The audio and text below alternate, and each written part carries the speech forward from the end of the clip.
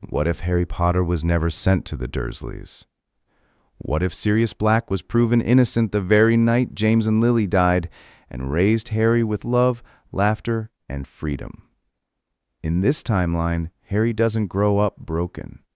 He grows up protected, gentle, happy. But on the night Voldemort's curse failed, something else woke inside his blood, something ancient, brutal, and impossible for the wizarding world to understand. Because this Harry isn't just the boy who lived, he is the boy whose hands can break monsters, if Sirius taught him when not to. So before we begin, make sure to like, subscribe, and comment what if story you want next. Now, let's begin. Chapter 1. What the Blood remembers Sirius Black learned that freedom could feel almost exactly like guilt. It came to him in a ministry corridor that smelled of ink, ash, and wet wool, while three auras argued behind a closed door about procedure, and the smallest child Sirius had ever loved slept against his shoulder with one fist tangled in the collar of his shirt. Harry had cried himself empty hours ago. There was no dramatic wailing now, no useful sound that would tell the world how much had been taken from him. He only slept, breath hitching sometimes, lashes damp against a face still marked with dust from Godric's Hollow. A strip of white bandage lay over the lightning-shaped cut on his forehead. Every time Sirius looked at it, something in him went cold and bright. James was dead. Lily was dead. Peter was missing, and somehow, impossibly, Sirius was not in a cell. That last fact had come down to minutes. Minutes, and one exhausted witch in Crouch's department who had the nerve to ask for evidence before someone threw a black into Azkaban because the story sounded neat enough. Priori incantatem had been done on Sirius's wand before grief could become law. No killing curse. No blasting curse. No spell strong enough to turn a street into a graveyard.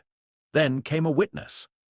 Old Mrs. Vance from the village road, shaking so badly she spilled tea on herself while insisting she had seen Sirius's motorbike over Ottery St. Catchpole near the time everyone claimed he had been in London.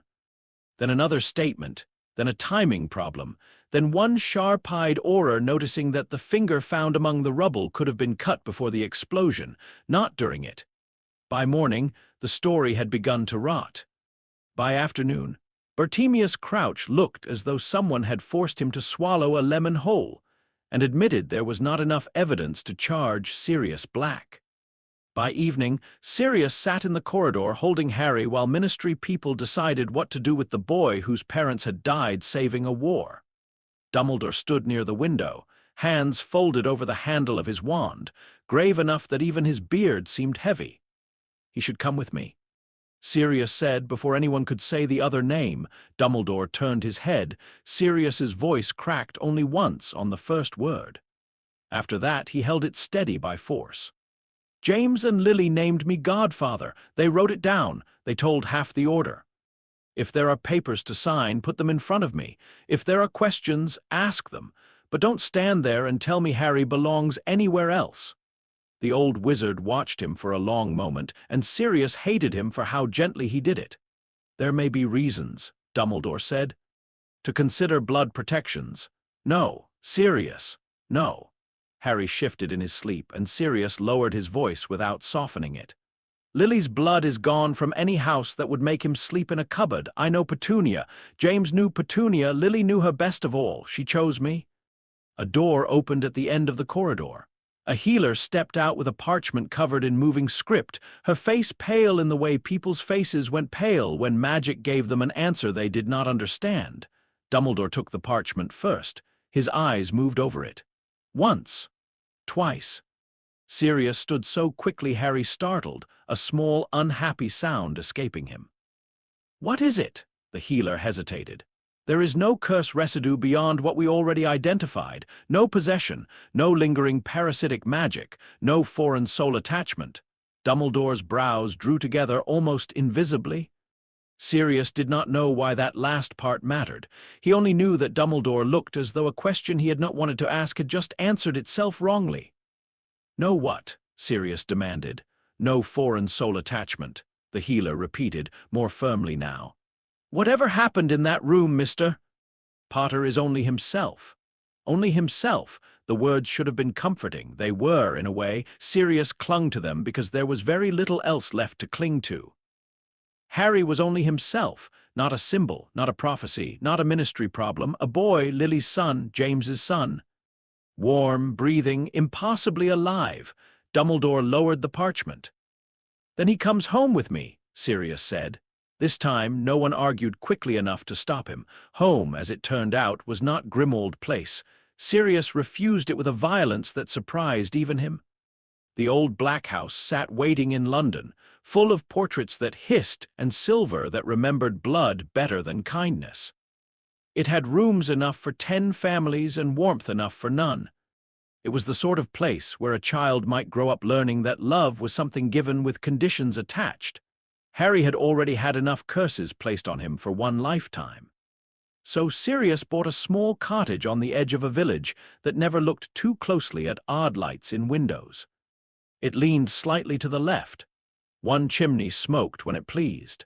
The garden was mostly weeds, the roof needed arguing with every winter, and the back door stuck unless kicked in exactly the right spot.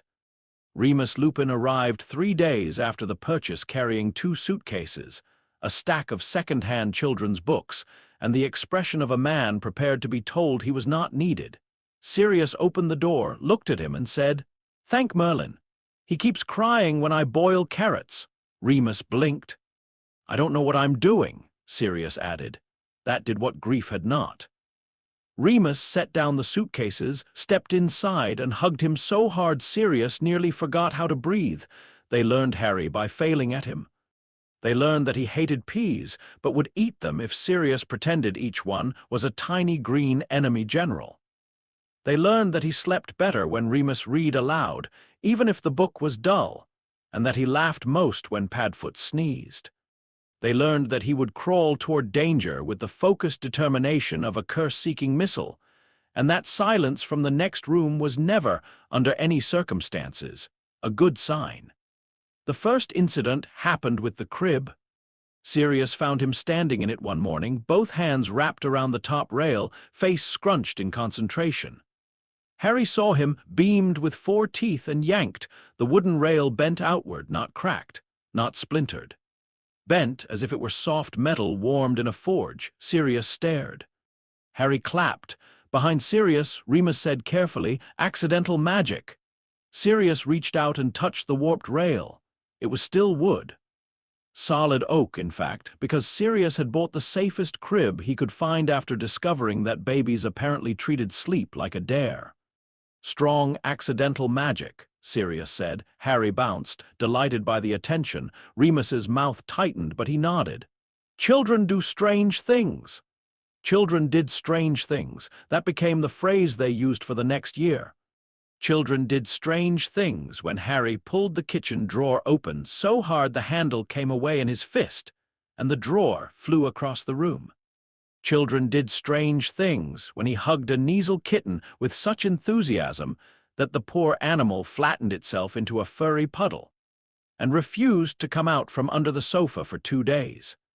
Children did strange things when Harry, not yet 3, slapped both palms against the stuck back door and popped it clean off its hinges. The door landed in the garden. Harry looked at it, then at Sirius, and said, very solemnly, "Open." Sirius laughed because the alternative was shouting, and Remus sat down at the kitchen table with his head in his hands. They told themselves it was magic because magic was familiar. Magic could be measured, categorized, discussed over tea with Dumbledore in careful voices. Accidental magic was wild, yes, but not unknown. Children vanished glass and floated toys and changed hair color when upset. Harry had survived the killing curse. Of course his magic might be unusually forceful. It was easy to believe because Harry was not frightening. Harry was sunshine in mismatched socks. Harry was jam on his nose, muddy knees, and questions asked at a speed no adult could survive without tea. He called Remus Mooney before he could properly pronounce his own middle name. He rode Padfoot through the sitting room like a conquering hero. He fell asleep with one hand buried in Sirius's hair whenever storms rattled the windows. A monster would have been easier to notice if it had looked like one. Instead, it looked like a little boy solemnly offering Remus half a biscuit because full moons make you sad. Remus took the biscuit and had to leave the room. Sirius followed him to the back step, where the evening lay soft over the garden and Padfoot's pawprints marked the mud. "He's going to ask one day," Remus said, staring at nothing. "About them, I know. What will you tell him?" Sirius sat beside him. For once he did not make a joke first. The truth, not all at once, not like a hammer, but the truth. Remus's scarred hands folded around the biscuit until it crumbled. And about Peter, the name hung there, small and poisonous, they had searched. The Aurors had searched harder than they might have if Sirius had been in Azkaban and the case neatly closed. Peter's mother had sobbed in front of half the Wisengamot. His room had been examined, his friends questioned, his Gringotts vault sealed. Every trail turned to dust. Somewhere in the mess after Godric's Hollow, Peter Pettigrew had become a ghost with a missing finger and a dead man's reputation. "Same," Sirius said, "when he's old enough. The truth can be heavy. Then we teach him how to carry things before we hand it over." Remus gave a humorless little laugh. "You make parenting sound like training for a siege." Sirius looked back through the window. Harry was on the floor with a wooden dragon, making it attack a tower of blocks with cheerful roaring sounds. The tower fell. Harry gasped as if betrayed by gravity. "Isn't it?" Sirius asked. Years passed in the crooked cottage, not gently, because no childhood is gentle all the way through, but warmly enough that the hard things had somewhere to land. Harry broke bones the way other boys collected chocolate frog cards. Not his own bones, oddly. Chairs, mostly. One bed frame. A broom handle. 3 garden fences belonging to 2 different neighbors, which Sirius paid for in cash and apologies. He ran too fast when excited, climbed too high when curious, and once caught a falling bookcase with both hands at the age of 7 because he had seen Remus standing beneath it. The bookcase should have crushed him. Instead, Harry stood there with his trainers sliding backward on the rug, arms shaking, face red with effort. Sirius lunged and levitated the shelves away. Remus grabbed Harry so quickly the boy squeaked. "I'm fine," Harry protested. "You are not fine," Remus said, voice sharp with fear. "You are 7, Harry frowned. "I was 7 yesterday, too." Sirius made a choking sound that might have been a laugh if he had not felt sick. That night, after Harry had been tucked into bed and bribed into staying there with an extra chapter of the Fountain of Fair Fortune, Sirius found Remus in the kitchen with every medical book they owned spread across the table. "It's not in there," Sirius said. "You don't know that." "I know." Remus looked up. The full moon was 2 nights away, and it carved him thin before it ever rose. "Sirius, that was not a burst of magic. His hands were on the shelf. I saw his arms. I saw the strain. He held it." Sirius knew. He had seen it too. Accidental magic was sudden, sparkling, emotional. It did not put tension through a child's shoulders. It did not make small fingers whiten around wood. It did not leave bruises shaped like weight. "He's James's son," Sirius said weakly. "James could do stupid things on a broom. James could not lift furniture at 7. He would have claimed he could." Remus did not smile. The room grew quiet around them. Somewhere upstairs, Harry turned in his sleep, and the floorboards gave one familiar creak. "We should ask Dumbledore," Remus said. Sirius leaned back against the counter. "And say what? Harry's strong." "Harry's odd. Harry doesn't fit. We ask the greatest wizard alive to look too closely at him, and then what? You trust him." "I trust him to fight dark wizards. I don't trust anyone with Harry when they start thinking in plans." Remus absorbed that in silence. It was unfair, perhaps. Dumbledore had not taken Harry away. He had visited rarely, politely, never pushing too hard. He brought books at Christmas and looked at Lily's eyes in Harry's face with grief he tried to hide. But Sirius remembered that corridor. He remembered blood protections. He remembered how quickly love could become a calculation when powerful people got frightened. "No one studies him like a problem," Sirius said. Remus closed the nearest book. "Then we watch." So they watched. They watched Harry learn softness on purpose. That was Sirius's phrase for it, though he never said it where anyone else could hear. Other children had to be taught courage or honesty or how not to put suspicious objects in their mouths. Harry had to be taught gentleness the way some boys were taught wand safety. At 8, he hit another child. It happened at a village fair where no one knew him as anything except the odd Potter boy from the cottage with the handsome guardian and the quiet, sickly uncle. A bigger boy shoved a smaller girl near the sweet stall, hard enough that she fell in the dirt. Harry saw it. Harry reacted. He did not use magic. He did not shout. He simply stepped forward and shoved the bigger boy back. The boy flew 3 feet and landed in a stack of empty apple crates. Everything stopped. The boy was not badly hurt. Bruised, frightened, furious, but not broken. Sirius thanked every merciful force in the universe for that, while apologizing to the boy's mother, repairing the crates with a hidden flick of his wand, and keeping one hand clamped around Harry's shoulder. Harry did not understand until they got home. "I didn't punch him," he said, standing in the sitting room with tears bright in his eyes. "I didn't even punch him, I just pushed." "I know," Sirius said. "He was being mean." "I know that too. Then why am I in trouble?" That was the worst part, the part that made Sirius want to kneel down and say he was not in trouble at all. That righteous anger was a Potter family heirloom, and James would have been proud of him for defending someone smaller. But the apple crates had cracked under the other boy's back. Harry's small shove had done that. Sirius crouched in front of him, because being right doesn't make your hands safe. Harry wiped his face with his sleeve. "That's not fair." "No," Sirius said. "It isn't."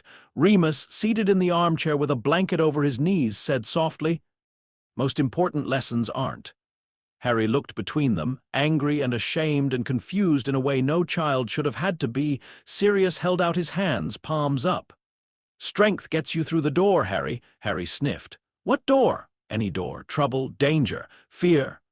Some idiot hurting someone smaller than him. Strength can get you there. It can break the lock, kick the hinges, knock down whatever's between you and the person who needs help." Harry listened. He always listened hardest when Sirius did not sound like he was joking. "But what you do once you're inside," Sirius continued, tapping Harry lightly over the heart, "that matters more. That decides whether you're helping or just becoming the next scary thing in the room." Harry stared at him. "I don't want to be scary." "I know." I wanted him to stop. "I know." "What should I have done?" Sirius smiled a little, though his throat ached. "That's the lesson. We figure that part out before your hands move." The next week, Sirius gave him the gloves. They were old dragonhide, brown-black, cracked across the knuckles and too large for Harry's hands. They had belonged to James, technically, though James had only worn them twice before deciding they made him look like a responsible adult and therefore could not be tolerated. Sirius charmed the fit smaller, stitched the torn wrist, and placed them on Harry's bed beside a note that read, "For remembering." Harry came downstairs wearing them with his pajamas. "They don't make me weaker," he said after testing his grip on a spoon and bending it anyway. "No," Sirius said. "Then what are they for?" "So you remember your hands are for more than breaking things." Harry considered that with the seriousness of a boy being handed a sacred sword instead of damaged gardening gloves. "Can I still use them for biscuits? Especially biscuits?" The gloves became part of him after that. He wore them when helping Remus stack firewood, though Sirius did the cutting by magic. He wore them when he and Sirius played rough games in the garden with rules that changed depending on who was losing. He wore them the first time he climbed onto a training broom and immediately snapped the handle by gripping too hard during takeoff. He wore them to the village fair the following year, and when a child fell near the same sweet stall, Harry helped her up with both gloved hands held carefully open, as if touching a soap bubble. Sirius watched from a distance, his heart doing something painful and proud. "He's learning," Remus said beside him. "Yeah," Sirius replied. "That's what scares me." Remus gave him a sidelong look. Sirius kept watching Harry. Things that need that much learning usually have something waiting at the end. By 11, Harry knew more than most children about secrets, but less than he thought he did. He knew his parents had been brave and funny and young. He knew his father had once turned all the Slytherin tables pumpkin juice blue and then blamed gravity. He knew his mother had a temper like struck flint and a laugh Sirius still could not describe without going quiet halfway through. He knew Lord Voldemort had killed them. He knew people called Harry the boy who lived, though Sirius had banned the phrase inside the house after Harry asked if that meant Mum and Dad were the people who didn't. He knew Peter Pettigrew had betrayed them and vanished. That knowledge came on a rainy afternoon 2 weeks before his Hogwarts letter arrived, when Harry found Sirius in the shed repairing the motorbike. "Was he your friend?" Harry asked. Sirius's hand slipped. A spanner clanged against the floor. Harry stood in the doorway wearing James's old gloves, now charmed larger for growing hands. Rain silvered the world behind him. His hair was a disaster. His eyes were lilies. Sometimes Sirius thought grief had a cruel sense of humor. "Who?" Sirius asked, though he knew. "Peter?" Sirius picked up the spanner slowly. "Yes." Harry came inside, and he told Voldemort where they were. "Yes." Why? There were questions children asked because they expected answers, and questions adults had been asking themselves for years in the dark. Sirius wiped grease from his fingers. Because he was afraid, because he wanted to be on the winning side, because sometimes people mistake being spared for being loved. Harry's face tightened. "I hate him. You're allowed." "Do you?" The easy answer was yes. The true answer was worse. "Some days," Sirius said. "Some days I miss who I thought he was, and that makes the hate nastier." Harry leaned against the workbench. "If I found him, I'd make him tell me why." Sirius studied him carefully. "And then—" Harry looked down at his gloved hands. For a second, the shed seemed to hold its breath. "I don't know," Harry said. Sirius nodded, because honesty mattered more than a comforting lie. "Then don't find him until you do." Hogwarts took Harry in September and gave him back at Christmas with stories, bruises, and a firm opinion that staircases were smug. He was not the prodigy some people expected. This disappointed strangers more than it disappointed him. Harry's wand work was average on good days and hazardous on bad ones. His charms professor said he had enthusiasm. His transfiguration marks suggested enthusiasm was not, strictly speaking, a substitute for precision. In potions, he survived mostly by partnering with Hermione Granger, whose patience for badly chopped roots had limits but whose loyalty, once earned, was terrifying. Flying came naturally. Defense did not. Not magically. The first time another student hexed him in a corridor, the spell struck his shoulder and fizzled like rain on hot stone. Harry barely noticed. The other boy noticed very much. Rumors began. Sirius received letters. Some were funny. Harry's own letters were mostly about food, Quidditch, and Ron Weasley's ability to make chess pieces sound personally disappointed in you. "McGonagall's were not funny at all, Mr. Black," she wrote during second year. "I must ask whether Harry has ever displayed unusual resistance to minor jinxes at home."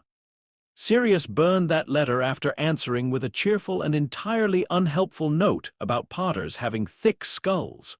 Remus disapproved. Sirius knew because Remus used his full name while disapproving, which always made Sirius feel 12. "Minerva is not the enemy," Remus said. "No," Sirius said, watching the letter curl into ash. "But she works in a castle full of people who will want labels. Labels can help. Labels can cage." Remus had no answer for that, or perhaps too many. By the summer before fourth year, Harry had grown into a lean, bright-eyed boy who laughed easily and moved carefully through rooms full of breakable things. He could toss garden stones over the tree line when he forgot himself. He could also hold a baby bird in his palms until its heartbeat steadied. Sirius took more pride in the second thing. The cracked gloves had been repaired so many times they were more stitch than dragonhide. Harry still wore them. Sentimental. Sirius accused one hot July morning as Harry helped him fix the back fence for the fourth time in 12 years. "You gave them to me." "I've given you loads of things. You abandoned the blue jumper immediately. It had singing buttons. They were festive. They screamed carols in August."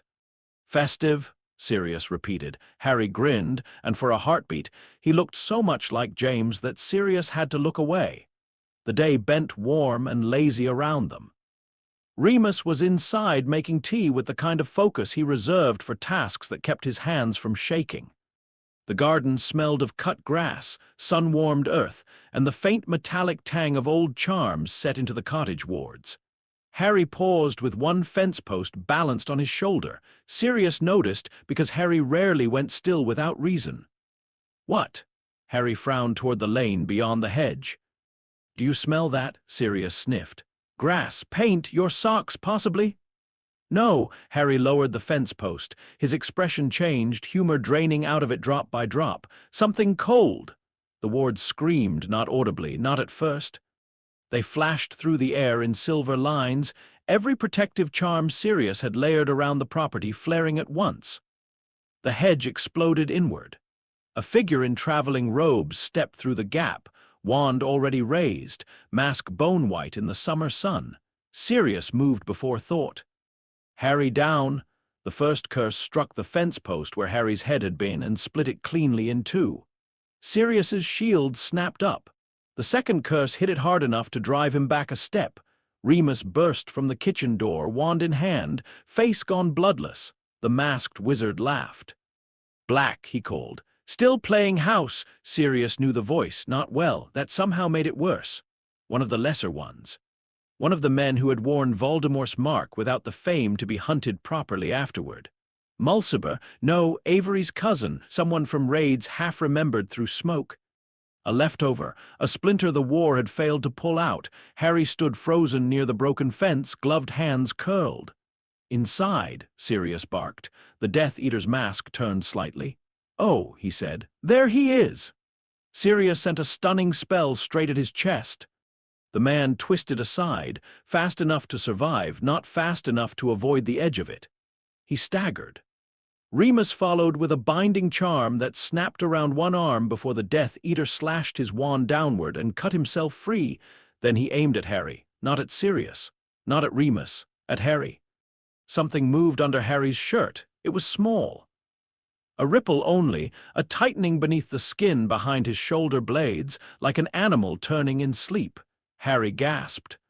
The curse came green-white, not the killing curse, not quite, but dark enough that Sirius felt the old war open its mouth in his chest. Harry did not dodge properly. He lurched sideways, too slow. The spell clipped his shoulder. He hit the ground, rolled once, and came up on one knee. His eyes were wide. Not with pain, with hunger. For one terrible second, Sirius saw a grin touch Harry's mouth that did not belong to any boy raised in their home. It was too sharp, too empty. A shape the face made before the heart had agreed to it. The Death Eater took one step back. Harry's gloved fingers dug into the earth. Soil cracked between them. "Harry," Sirius said, and his own voice sounded very far away. The grin flickered. Harry looked at him. Sirius did the only thing he could think to do. He dropped his wand hand a fraction, not enough to stop fighting, just enough to make himself human, and said the words he had given a crying 8-year-old in the sitting room. "Strength gets you through the door." Harry shook. The thing under his shoulder blades pressed outward again, then stilled. The Death Eater, mistaking mercy for weakness, raised his wand. Padfoot hit him from the side like a black storm. The wand flew. Remus bound the man before he could breathe. Sirius transformed back with his teeth bared and blood on his sleeve that was not all his. Harry was still on one knee in the grass. The glove on his right hand had split across the knuckles. Under the torn leather, his fingers trembled. Sirius crossed the garden slowly, though every instinct screamed to run. He knelt in front of Harry the way he had knelt years ago after apple crates and a shove too strong for a child's anger. Harry looked up. "What's wrong with me?" he whispered. Sirius wanted to lie. He wanted it with a force that frightened him. He wanted to say nothing, nothing at all, just magic, just fear, just one more strange thing children did when the world tried to hurt them.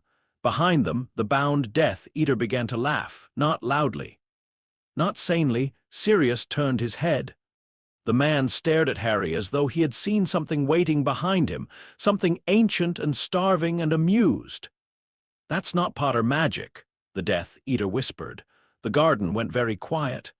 Harry's hand closed around Sirius's wrist, careful even now, careful through fear, careful through whatever had woken inside him. Sirius covered that hand with his own. "No," Sirius said softly, though whether he was answering Harry, the prisoner, or the suddenly listening world, he did not know yet. "It's something else." Chapter 2. The awakening of the ogre. Harry Potter spent the last 2 weeks of summer waiting for someone to tell him he was dangerous. No one did. That was worse. If Sirius had shouted, Harry might have known where to put the guilt. If Remus had gone quiet and afraid, Harry might have understood the shape of what had happened in the garden. If Dumbledore had arrived with half the order and a long explanation full of ancient names, Harry might have hated him for it and felt relieved anyway. Instead, the adults did what adults always did when fear entered a room where a child was listening. They lowered their voices. The captured Death Eater was taken away before sunset by Aurors. Sirius trusted only because Remus stood beside him while giving names and made it clear, in his softest voice, that if anyone misplaced the prisoner, Remus Lupin would become very difficult to disappoint safely. The Ministry men glanced at Harry too often. One of them asked whether the boy had cast anything unusual. Sirius said Harry had been attacked in his own garden and did not need to answer questions until someone remembered he was 14. 13, Harry had almost corrected, then remembered his birthday had passed in a storm of cake, jokes, and his godfather pretending not to cry into the icing. It felt strange to be 14 and still have people look at him like he was a locked cupboard with something breathing inside. The Death Eater's words remained in the house after he was gone. "That's not Potter magic." Harry heard them in the kitchen when Sirius burned toast. He heard them in the sitting room when Remus read without turning a page. He heard them at night, lying awake with his right glove on the bedside table, split across the knuckles like something had tried to climb out through his hand. It was not Potter magic. That should have comforted him, perhaps. He had never been especially good at Potter magic.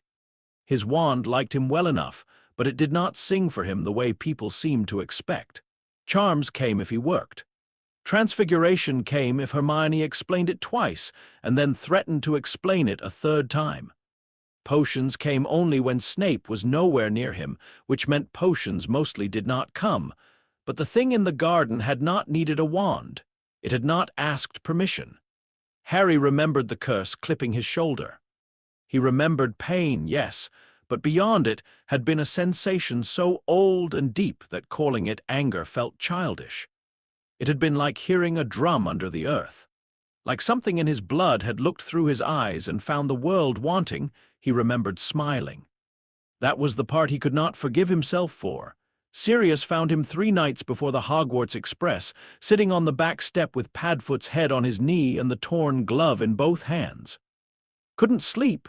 Sirius asked. Harry shrugged. Sirius sat beside him. He smelled faintly of motor oil and smoke. For a while they listened to the garden settle. Crickets clicked in the grass.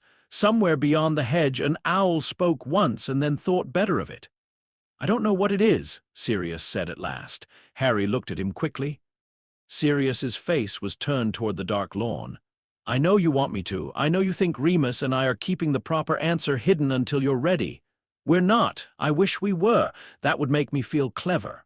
Harry's throat tightened. "You always act clever." "That's because I'm beautiful." People confuse the two.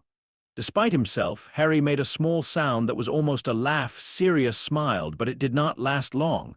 "I've suspected something since you were little." "The crib." "The crib was suspicious," Sirius admitted. "The back door made a stronger argument." "I thought it was accidental magic. So did we." "But now you don't." "No," Sirius said. "Now I don't." Harry pressed his thumb against the cracked dragon hide. "Am I still supposed to go back to school?" I asked myself that 12 times today. And Remus told me that keeping you hidden in the cottage until we understand you would teach you that being unknown makes you shameful." Sirius looked at him then. He was right, annoyingly. Harry looked down. "What if I hurt someone? Then we deal with it." "That's not an answer." "It's the only honest one." Sirius reached over and closed Harry's fingers around the glove. "You are not a curse waiting to happen. You are a boy with something strange in his blood. Those are not the same thing unless you let fear make them the same. What if everyone else thinks they are?" Sirius's expression hardened in a way that always made Harry feel warmer, not colder. "Then everyone else can answer to me." That should have been enough. At 11, it would have been. At 14, Harry was old enough to know Sirius could not fight an entire world forever just because he loved one boy more than sense. Padfoot lifted his head and pressed a cold nose against Harry's wrist. Harry scratched behind his ears automatically. Sirius watched that, and when he spoke again, his voice was gentler. "You remember what I told you?" Harry swallowed. "Strength gets you through the door. It's what you do once you're inside that matters. I don't know what I'll do. That's why we practice before the door opens." Harry nodded, though the knot in his chest did not loosen. Practice, as it turned out, was mostly not fighting. This offended Harry on several levels. He had expected Sirius to clear the garden, put up wards, and teach him something dramatic. There should have been targets, at least. Perhaps stones to crush, logs to lift, curses to dodge. Instead, Sirius made him pour tea.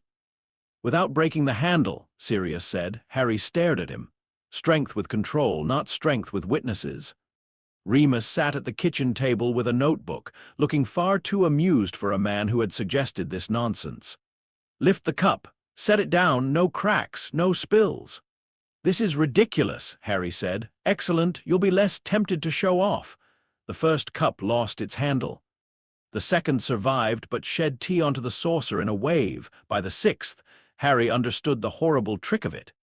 Sirius and Remus were not training him to be stronger. They were training him to notice the moment before strength arrived, the little tightening in his palms, the heat behind his shoulders, the way his breath wanted to deepen without his permission. It was humiliating. It was also useful. They moved from teacups to eggs, from eggs to lighting matches without snapping them, from matches to catching garden gnomes gently enough that the gnomes left offended instead of flattened. Sirius made jokes through all of it, but Harry could feel the fear underneath, not directed at him exactly, but at the possibility that love might not be enough training for whatever blood had decided to remember. Remus was better at naming things. "Think of it like a tide," he said one evening, while Harry held a quill between two gloved fingers and tried not to crush the shaft. "Not an enemy, not a friend, a force. It comes in, it goes out. You cannot punch the sea into obedience." Sirius from the sofa said, "I tried once, you fell off a pier." "The sea started it." Harry smiled, and the quill broke. Remus sighed. "Again." So Harry went back to Hogwarts with a trunk full of books, 2 patched gloves, and the unsettling awareness that his guardians had taught him how to hold an egg safely because no one knew what else to do with him. Hogwarts looked the same from across the lake. That helped. The castle rose in dark towers against the evening sky, windows burning gold, its reflection trembling in the water as if the whole ancient thing were a candle flame. First years gasped. Older students pretended not to. Harry stood in the boat with Ron Weasley behind him grumbling about his dress robes and Hermione Granger in the next boat, over already explaining something to Neville about tournament rumors. Harry breathed in damp stone, lake water, and the faint old smoke smell of the castle chimneys. Home was Sirius and Remus. Hogwarts was still, somehow, a place that expected him. Ron noticed the gloves first. "You wearing those all year?" "Maybe. Fashion choice is it." "Jealous? Of looking like you're about to strangle a dragon for rent?" "Not really." Harry grinned. Hermione's eyes narrowed the moment she saw the split seam repaired across the right knuckles. She did not ask in front of everyone. That was Hermione's kindness. Not silence exactly, but timing. She cornered him after the feast, near a suit of armor that kept trying to salute with the wrong arm. "Something happened," she said. Harry leaned against the wall and tried to look innocent. "You're terrible at that," she added. "At what?" Looking innocent. "I'm wearing gloves. That's suspicious at most." "Harry," he looked away first. Hermione softened immediately, which was worse than suspicion. "Was anyone hurt?" "No, not badly." "That is not the reassuring version of that sentence." Ron, who had been pretending not to listen, stopped pretending. "Mate," Harry flexed his gloved hands. "There was someone at home, Old Death, either sort. Sirius and Remus handled it."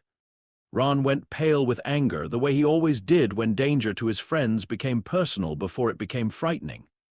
"They attacked your house, garden, technically. Technically, I'll punch him. He's already arrested. I'll punch the arrest record." Hermione did not smile. "And the gloves." Harry could have lied. He almost did. But Hermione had spent 3 years helping him survive schoolwork, basilisks, and his own talent for walking into mysteries. Ron had followed him into danger often enough that pretending he was safer outside the truth felt insulting. "Something happened to me," Harry said quietly. "When he cast at me, I don't really know what." Ron's eyes flicked over him. "Bad something." Harry remembered the grin. "Strong something," he said. "That might be worse." The suit of armor chose that moment to salute backward and hit itself in the helmet. None of them laughed. The first weeks of term were almost ordinary. Ordinary, for Hogwarts, meant a staircase moved under Seamus and deposited him outside the arithmancy corridor while he was still in his pajamas. It meant Peeves filled the second-floor suits of armor with custard. It meant Hagrid nearly wept over a creature that looked like a lobster, had made several regrettable decisions with a fireplace poker. It meant Snape looked at Harry's gloves on the first day of potions and said, "Afraid your hands will run away, Potter?" Harry, who had spent 2 weeks learning how not to crack teacups, said, "Mostly afraid of the cauldrons, sir. They've seen things." The Gryffindor side of the classroom went very still. Snape's smile was thin enough to cut parchment. 5 points from Gryffindor for confusing impertinence with wit. "Worth it," Ron whispered later. "It was not," Hermione hissed. "It was a bit," Harry said. Ordinary also meant Harry remained exactly the kind of wizard who disappointed people hoping for a legend. In charms, he managed a summoning charm on his 3rd try and summoned not the book assigned, but Dean Thomas's shoe.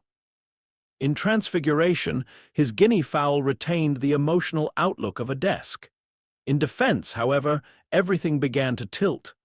The new defense professor, Professor Merithort, had returned from retirement after the school governors insisted Hogwarts needed a respectable hire following several years of disaster. She was elderly, sharp as a needle, and fond of practical demonstrations. "Fear," she announced one Thursday afternoon, pacing before the 4th years with her wand tucked behind one ear. "Does not wait politely while you remember theory. By the time you have finished thinking, the curse has already introduced itself." Ron muttered, "She's cheerful." Harry liked her. Unlike Lockhart, she did not smile at her own reflection. Unlike Lupin, she did not wrap danger in chocolate and kindness. Unlike Moody, who had not come to Hogwarts in this version but whose reputation had reached them anyway, she did not seem interested in frightening students for sport. Professor Merithort believed in competence. This made her terrifying. For the first month, she drilled them on shields, movement, and recognizing spell color before impact. Harry was average. Hermione was excellent but annoyed at how much practice mattered. Ron was better than he claimed. Neville, to everyone's surprise including his own, had a gift for defensive footwork once he stopped apologizing to the floor. Malfoy was good too. That was irritating. Draco Malfoy had grown sharper over the summer. Not braver, exactly. Bravery required standing for something when it cost you. Malfoy stood behind a family name, money, and the kind of confidence that came from never wondering whether the world had been built with you in mind. But he was quick with a wand. His curses were neat. His shields snapped up fast. He also kept watching Harry's gloves. By October, watching had become speaking. "Do they make you feel safe, Potter?" Malfoy drawled one morning in the courtyard, flanked by Crabbe and Goyle as if he had ordered them from a furniture catalogue. "Or do you just like dressing for manual labor?" Harry kept walking. Ron did not. "Funny, Malfoy. Did your father write that for you?" Malfoy's eyes slid to Ron. "Careful, Weasley. Some families can't afford repairs." Harry stopped. There it was again, the moment before, not anger itself but the tide under it, heat behind the shoulders, fingers wanting to curl. Hermione touched his sleeve, not grabbing. Just there, Harry breathed out. Malfoy noticed. His smile changed. "Oh," he said softly. "That true, then? Something wrong with you?" Ron stepped forward. "Say that again." "Ron," Hermione warned. Malfoy looked delighted. "What? I'm only asking." "People talk. Potter goes home for summer and some poor ministry lackey has to clean up a garden because the boy who lived had another accident." Harry's hand closed. The stitching on his glove creaked. Crabbe heard it. His thick face shifted with the first uncertain hint of fear. Malfoy heard it too. To his credit or stupidity, he did not step back. "What are you hiding under there?" he asked. Harry smiled, not the garden grin, not the wrong one. This was smaller, colder, and entirely his. "Better manners than you." Ron choked. Hermione dragged Harry away before Malfoy decided humiliation needed a wand. The problem with restraint was that it did not end a thing. It only postponed the next chance to fail. That chance came 3 days later in defense. Professor Merithort had arranged the classroom into a dueling square. Cushioned mats lined the floor. Protective charms hummed along the walls. A row of practice targets stood at the back, painted with ridiculous frowning faces that Neville said looked like Snape before breakfast. "Pairs," Merithort said. "Disarming, shielding, and controlled counterjinxes only. You are not trying to win, you are trying to learn when winning would make you stupid." Harry thought that sounded like something Sirius would say, minus the insult to stupidity. Pairs were assigned. Hermione with Parkinson, Ron with Nott, Harry with Malfoy. The room reacted at once. "No." Hermione said, "Miss Granger, unless you have replaced me as instructor without submitting the proper paperwork." "Yes, Professor. Both boys know the rules. Both boys will follow them." Malfoy smiled as he stepped into the square. "Scared, Potter?" Harry pulled his gloves tighter. "Bored, mostly." Merithort's eyes flicked between them. "Wands only. Controlled force. Begin." Malfoy moved first. "Expelliarmus?" Harry blocked late, but well enough.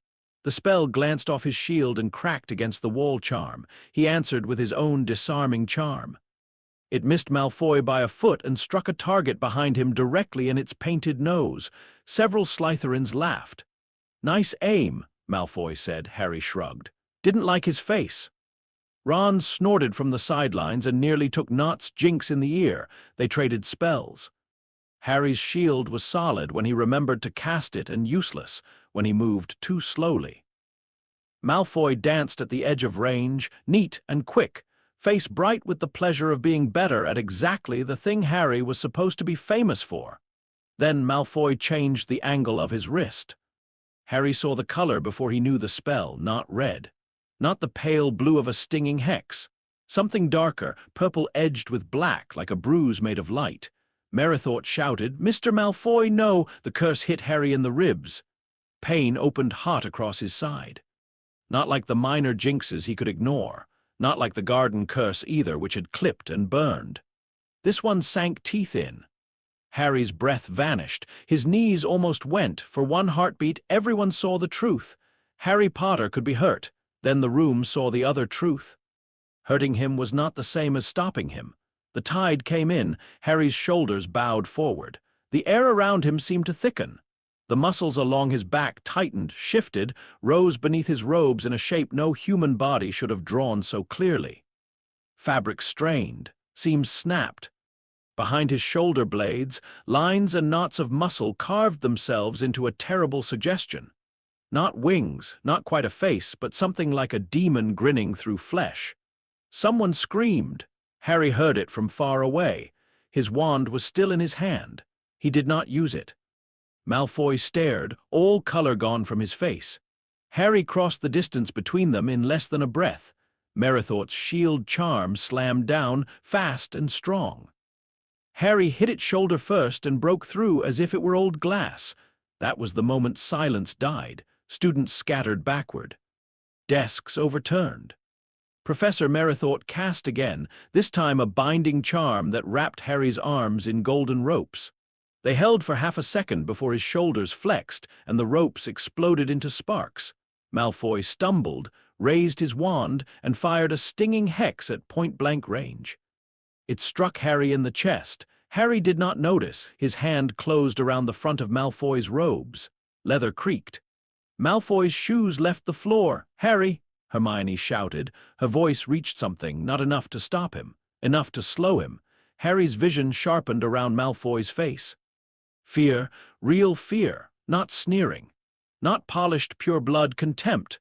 A boy dangling from Harry's fist, suddenly aware that names and money and all his father's careful poison meant nothing to the hand holding him off the ground. Harry's mouth pulled back. The grin came. This time he felt it. Felt the shape of it. Felt how easy it would be to let the thing in his blood finish the thought Malfoy had started. A wall was only a wall. A body was only something breakable. Strength got you through the door, through the door, through the door. What you do once you're inside. Harry gasped. He opened his hand. Malfoy dropped hard to the mat, scrambling backward on his elbows, wand forgotten. Harry stepped back. The classroom door burst open. Dumbledore entered with McGonagall at his side, both moving faster than Harry had ever seen either of them move. Snape came behind them, wand already drawn, his black eyes taking in Malfoy on the floor, Merithort pale but upright, and Harry standing in the center of the dueling square with his robes torn down the back. For once, Snape had nothing to say. That frightened Harry more than if he had shouted. McGonagall's face was white. "Potter," she said, and only years of discipline kept her voice steady. "Put down your wand." Harry looked at his hand. He had forgotten he was holding one. He lowered it carefully to the mat. Every eye followed the movement as though his wand were the least dangerous part of him. The thing in his back receded slowly, not vanishing, folding away. Harry felt each inch of it go like a tide dragging stones down a shore. When it finished, weakness rushed in so suddenly his legs buckled. Dumbledore caught him with magic before he hit the floor.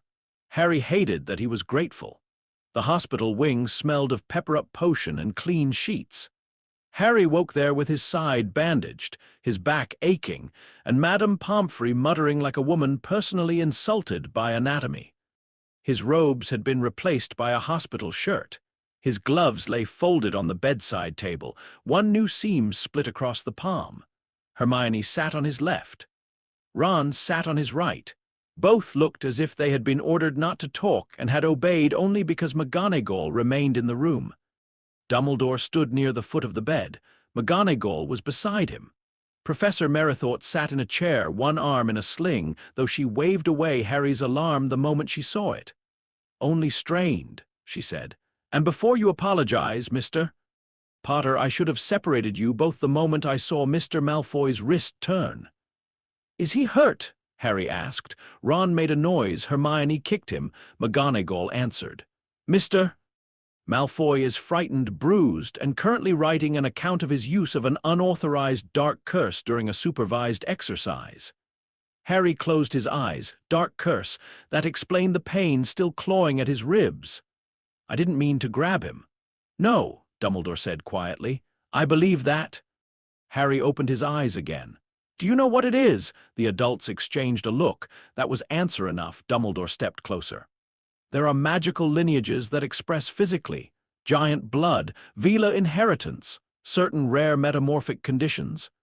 Lycanthropy, though this is plainly not that. There are also old rituals intended to alter the body, some dark, some merely foolish.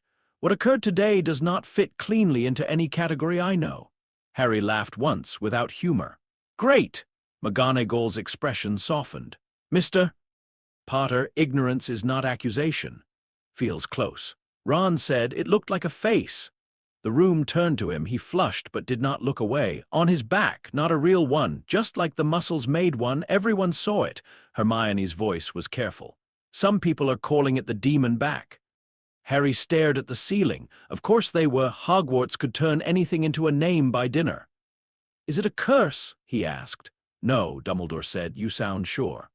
"I am sure of that much. Madame Pomfrey found no foreign magic directing you, no possession, no parasite, no soul fragment."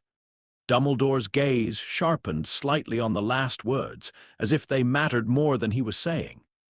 "Whatever this is, Harry, it is not something else wearing you." Harry did not know whether that made it better. If it was not something else, then the grin had been his. McGonagall took a breath. "Your godfather has been contacted." Harry tried to sit up. Pain lanced across his ribs. Hermione pushed him back down with terrifying efficiency. "Sirius is coming," Harry asked. "Already here," said a voice from the doorway. Sirius Black looked like he had crossed half of Britain by anger alone. His hair was wind-tangled. His coat hung open. His face carried none of its usual careless charm.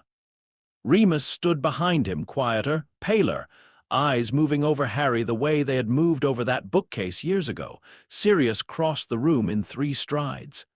For one awful second, Harry thought he would be inspected.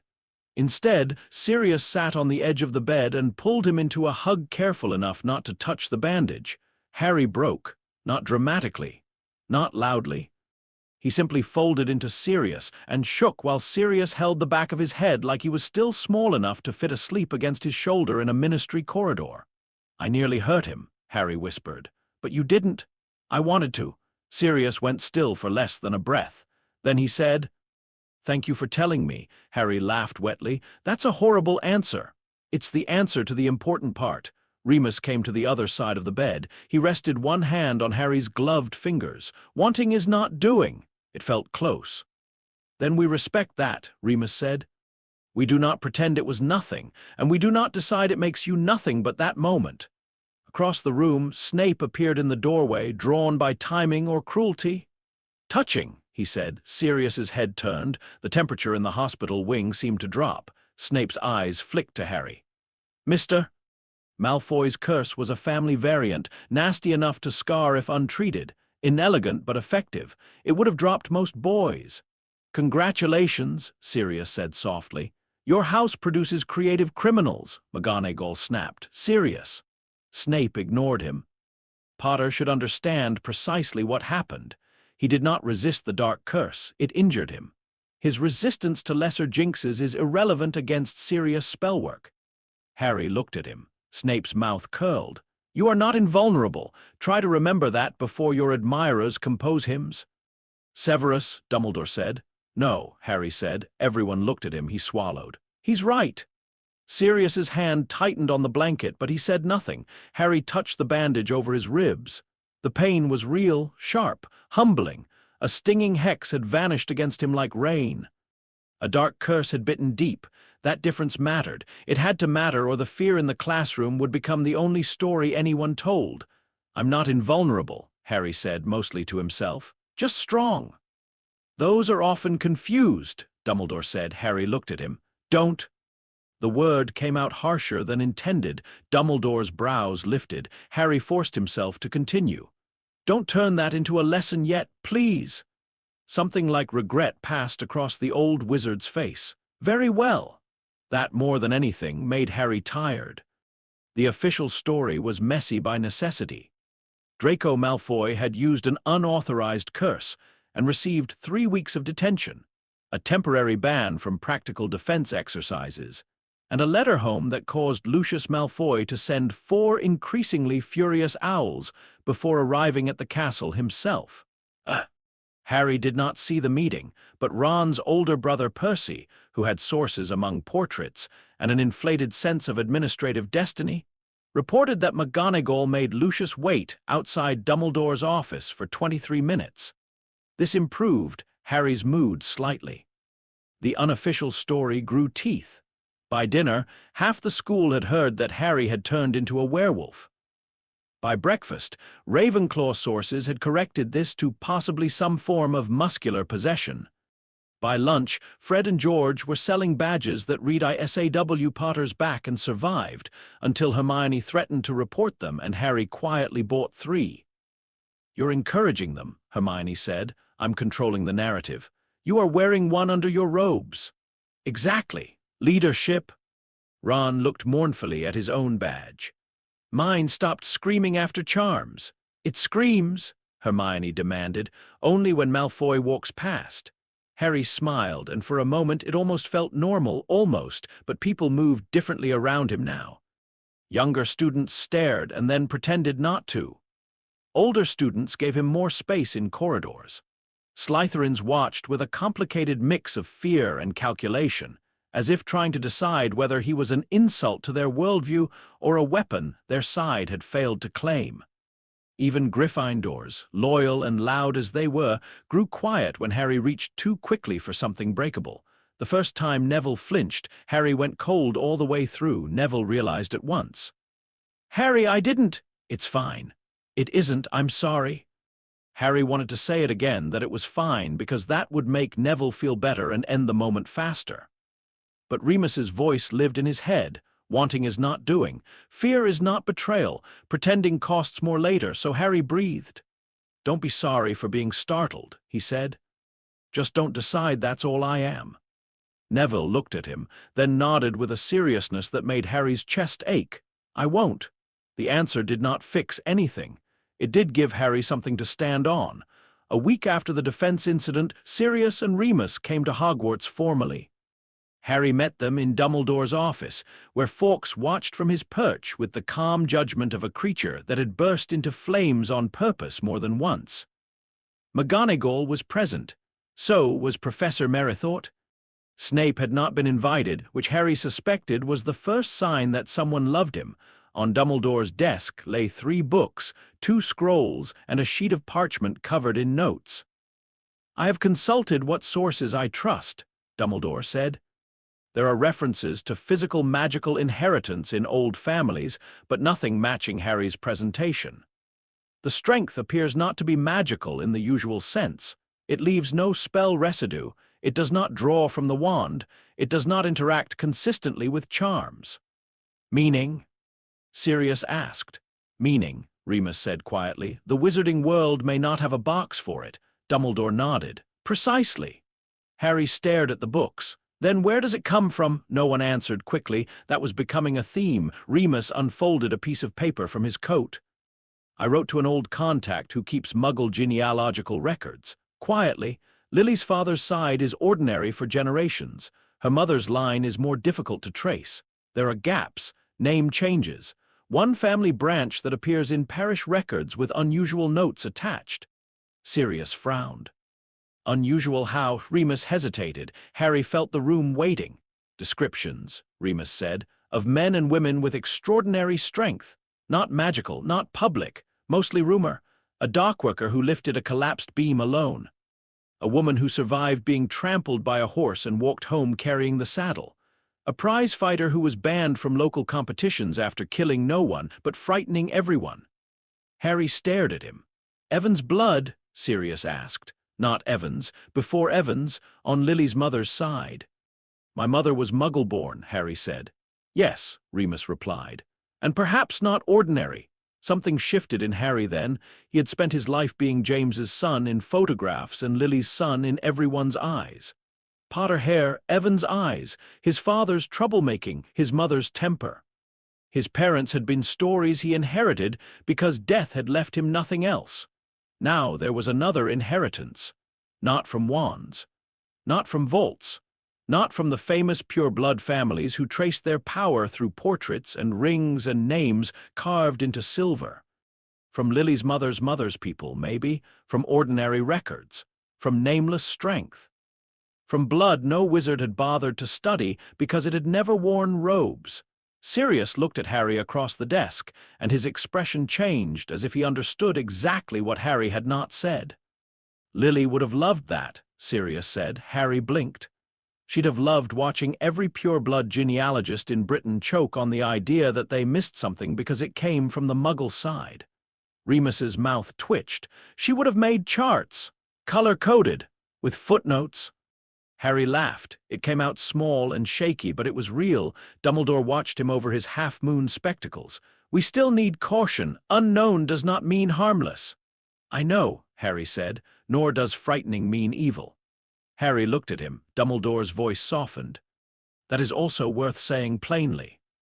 On the train ride back after the meeting, Sirius did not leave immediately. He walked with Harry along the edge of the Black Lake while the afternoon wind moved silver over the water. They had argued with Dumbledore for nearly an hour about supervision. Letters, training, privacy, and whether the Ministry needed to be told anything beyond the minimum required to explain Draco Malfoy's disciplinary record. Sirius had won some arguments by logic, some by volume, and one by threatening to move into the Gryffindor common room under an assumed name. Harry had enjoyed that one. Now the castle stood behind them, full of whispers. Ahead, the lake stretched dark and deep. "I thought you'd be scared of me," Harry said. Sirius stopped walking. Harry kept his eyes on the water. "After the classroom."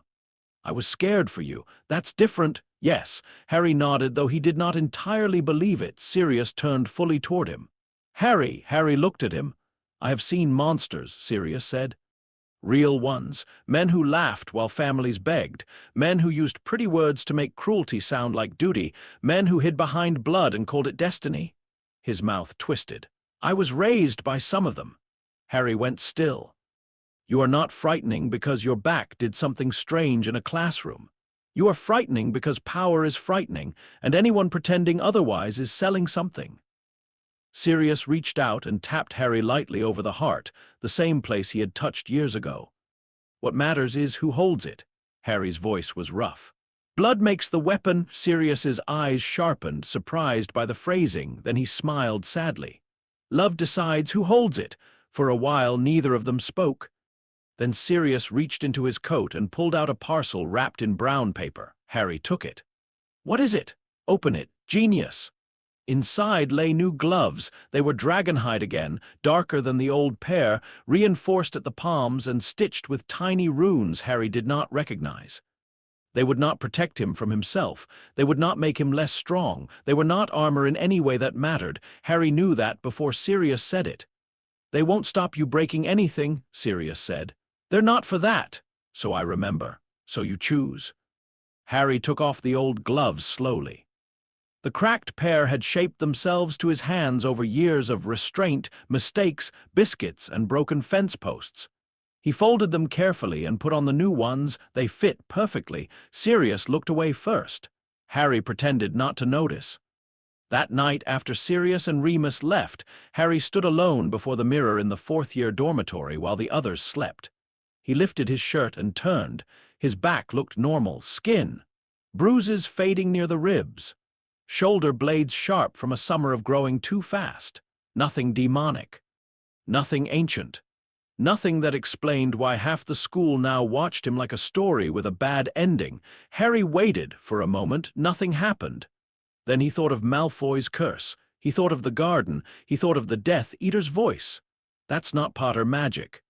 Heat stirred beneath his shoulders, not full, not the tide, only a ripple. Muscle shifted under the skin, so faint he might have missed it if he had not been staring. A suggestion of lines. A shadow of the terrible grin the others had seen. Harry's own mouth began to follow it. He stopped. Not by crushing the feeling. Not by panicking. He breathed the way Remus had taught him and loosened his hands inside the gloves Sirius had given him. The ripple faded. In the mirror, Harry Potter looked back at himself. Messy hair, green eyes, too thin face, a scar on his forehead.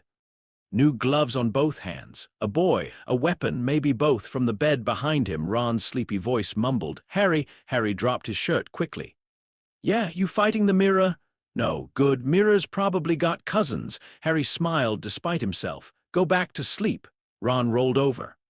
"Wake me if it starts winning." Harry stood there a moment longer, then climbed into bed. For the first time since the garden, he slept without dreaming of the grin.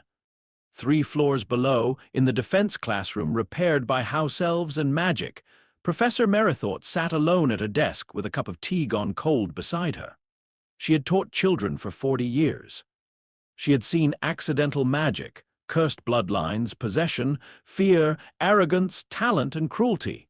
She had never seen a boy break a shield charm with his shoulder and then let go. That last part mattered. She wrote it down twice. In the Slytherin dormitories, Draco Malfoy lay awake with bruises on his chest and his father's letter folded beneath his pillow. The letter did not comfort him. It spoke of disgrace, discipline, restraint, and the importance of never revealing fear before lesser blood. Draco had read it 5 times. It had not changed what he had seen: Potter's hand around his robes, Potter's eyes, Potter's back reshaping itself into something that made every old lesson about blood superiority sound suddenly, stupidly small. For the first time in his life, Draco wondered whether his father could be wrong about what power looked like. He hated Harry for that most of all. Far away, in a house hidden under false names and older cowardice, Peter Pettigrew heard the first rumor from a man who had heard it from a cousin whose daughter had seen the classroom. The boy who lived had changed. The boy who lived had something on his back. The boy who lived was not just a wizard. Peter sat very still in the dark, one silverless hand pressed against his mouth. Then, trembling, he began to write. And somewhere deeper in the shadows of Britain, something that had once called itself Lord Voldemort received the first uncertain report of an inheritance no prophecy had mentioned at all. Chapter 3.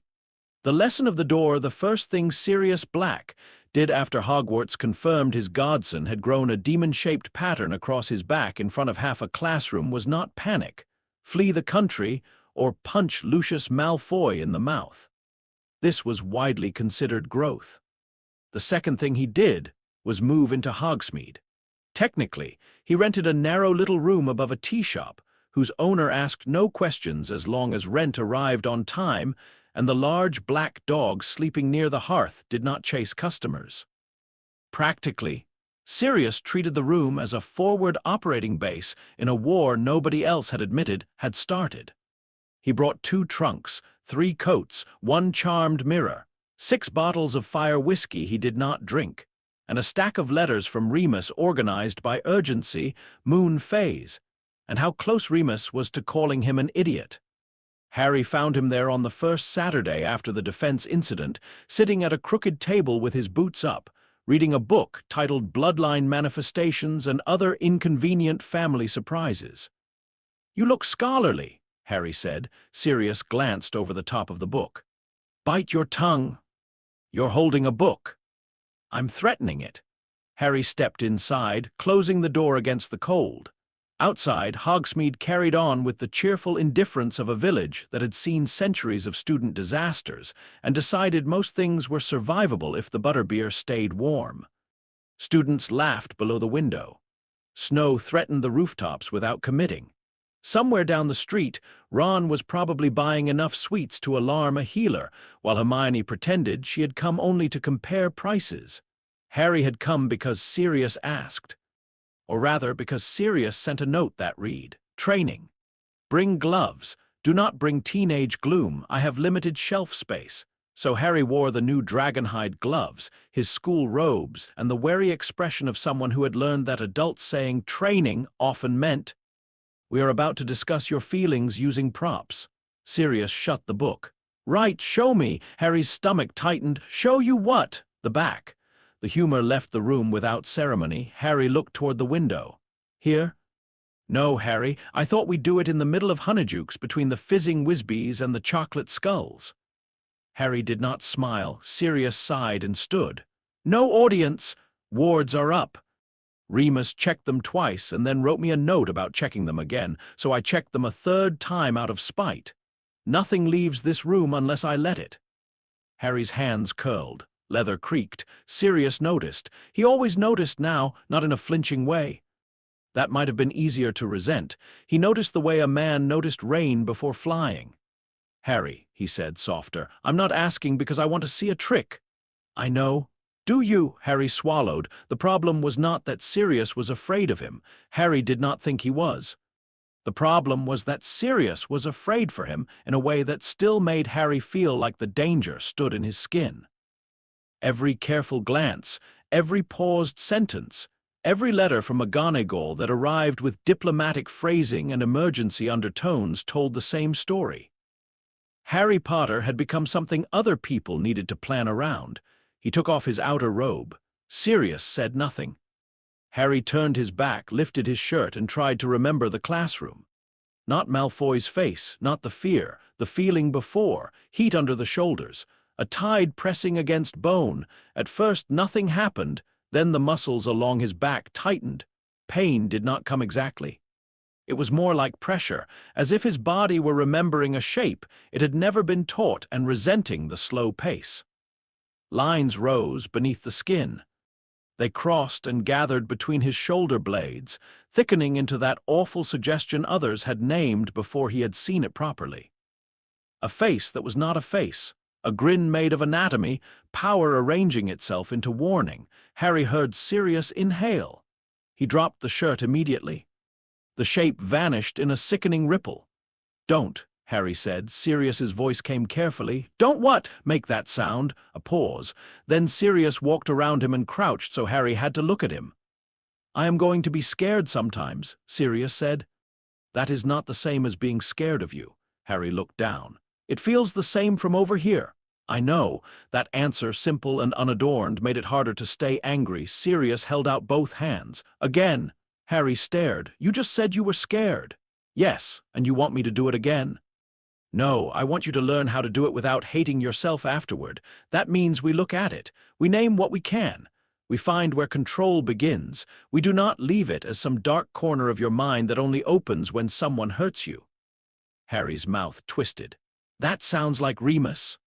"It was Remus. I stole it because it was good." There it was, then, the lesson beneath the lesson. Sirius could not match Harry's strength. He could not teach him how to hit harder because Harry already lived on the far side of what harder meant.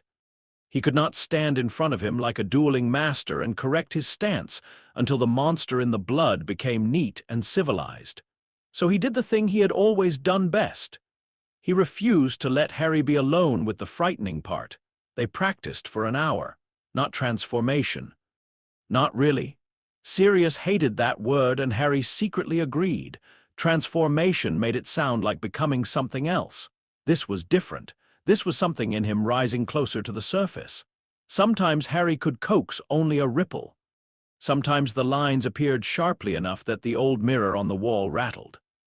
Once the shape came too fast, and Harry's knees buckled with sudden hunger, not for food, but for movement, impact, resistance. Sirius stepped close, wand lowered. "Breathe." Harry's fingers dug into the tabletop. The wood groaned. "Harry, I'm fine." "No, you're proud. Different beast. Breathe." The table cracked down the middle. Harry cursed and let go. The pressure drained away, leaving him shaking and furious. "Brilliant," he snapped. "Very controlled. Maybe next week I'll graduate to not breaking the building." Sirius repaired the table with a flick of his wand. "The building has had worse tenants." "That's not funny." "Almost nothing is funny while it's happening. That's why timing exists." Harry wanted to throw something. The urge came so sharply he stepped away from the shelves. Sirius saw that too. "Good," he said. Harry turned on him. "Good, you moved away from things you could break." Harry opened his mouth, closed it. That was the worst part about Sirius's training. It kept counting the tiny victories Harry wanted to ignore because they did not feel like enough. Not hitting Malfoy against a wall was a victory. Moving away from a shelf was a victory. Saying, "I wanted to hurt him," instead of burying it was a victory. Harry hated that growing into control apparently meant being praised for not doing terrible things. It made him feel less like a hero and more like a locked door behaving itself. When the hour ended, Sirius gave him water, chocolate, and a small tin of bruise salve. "For your back," he said. Harry took it. "You're being suspiciously organized. I have layers. You have Remus." "I also have Remus." They sat by the little fireplace while the room warmed again. Sirius levitated the crack table into a corner and replaced it with two chairs that looked more willing to survive the afternoon. Harry stared into the fire. "Does it look evil?" Sirius did not answer too quickly. Harry appreciated that. "It looks frightening," Sirius said. "Those aren't the same." "Everyone's calling it the demon back. Teenagers once named me Lord Snuffles after a single incident involving a cake, a prefect badge, and a misunderstanding with Mrs. Norris. Teenagers are not reliable taxonomists." Harry snorted despite himself. Sirius leaned forward, elbows on knees. "Listen to me. There are families in the wizarding world who would adore what you can do if it came with the right surname and a portrait gallery. They would call it noble, ancient, proof of superiority.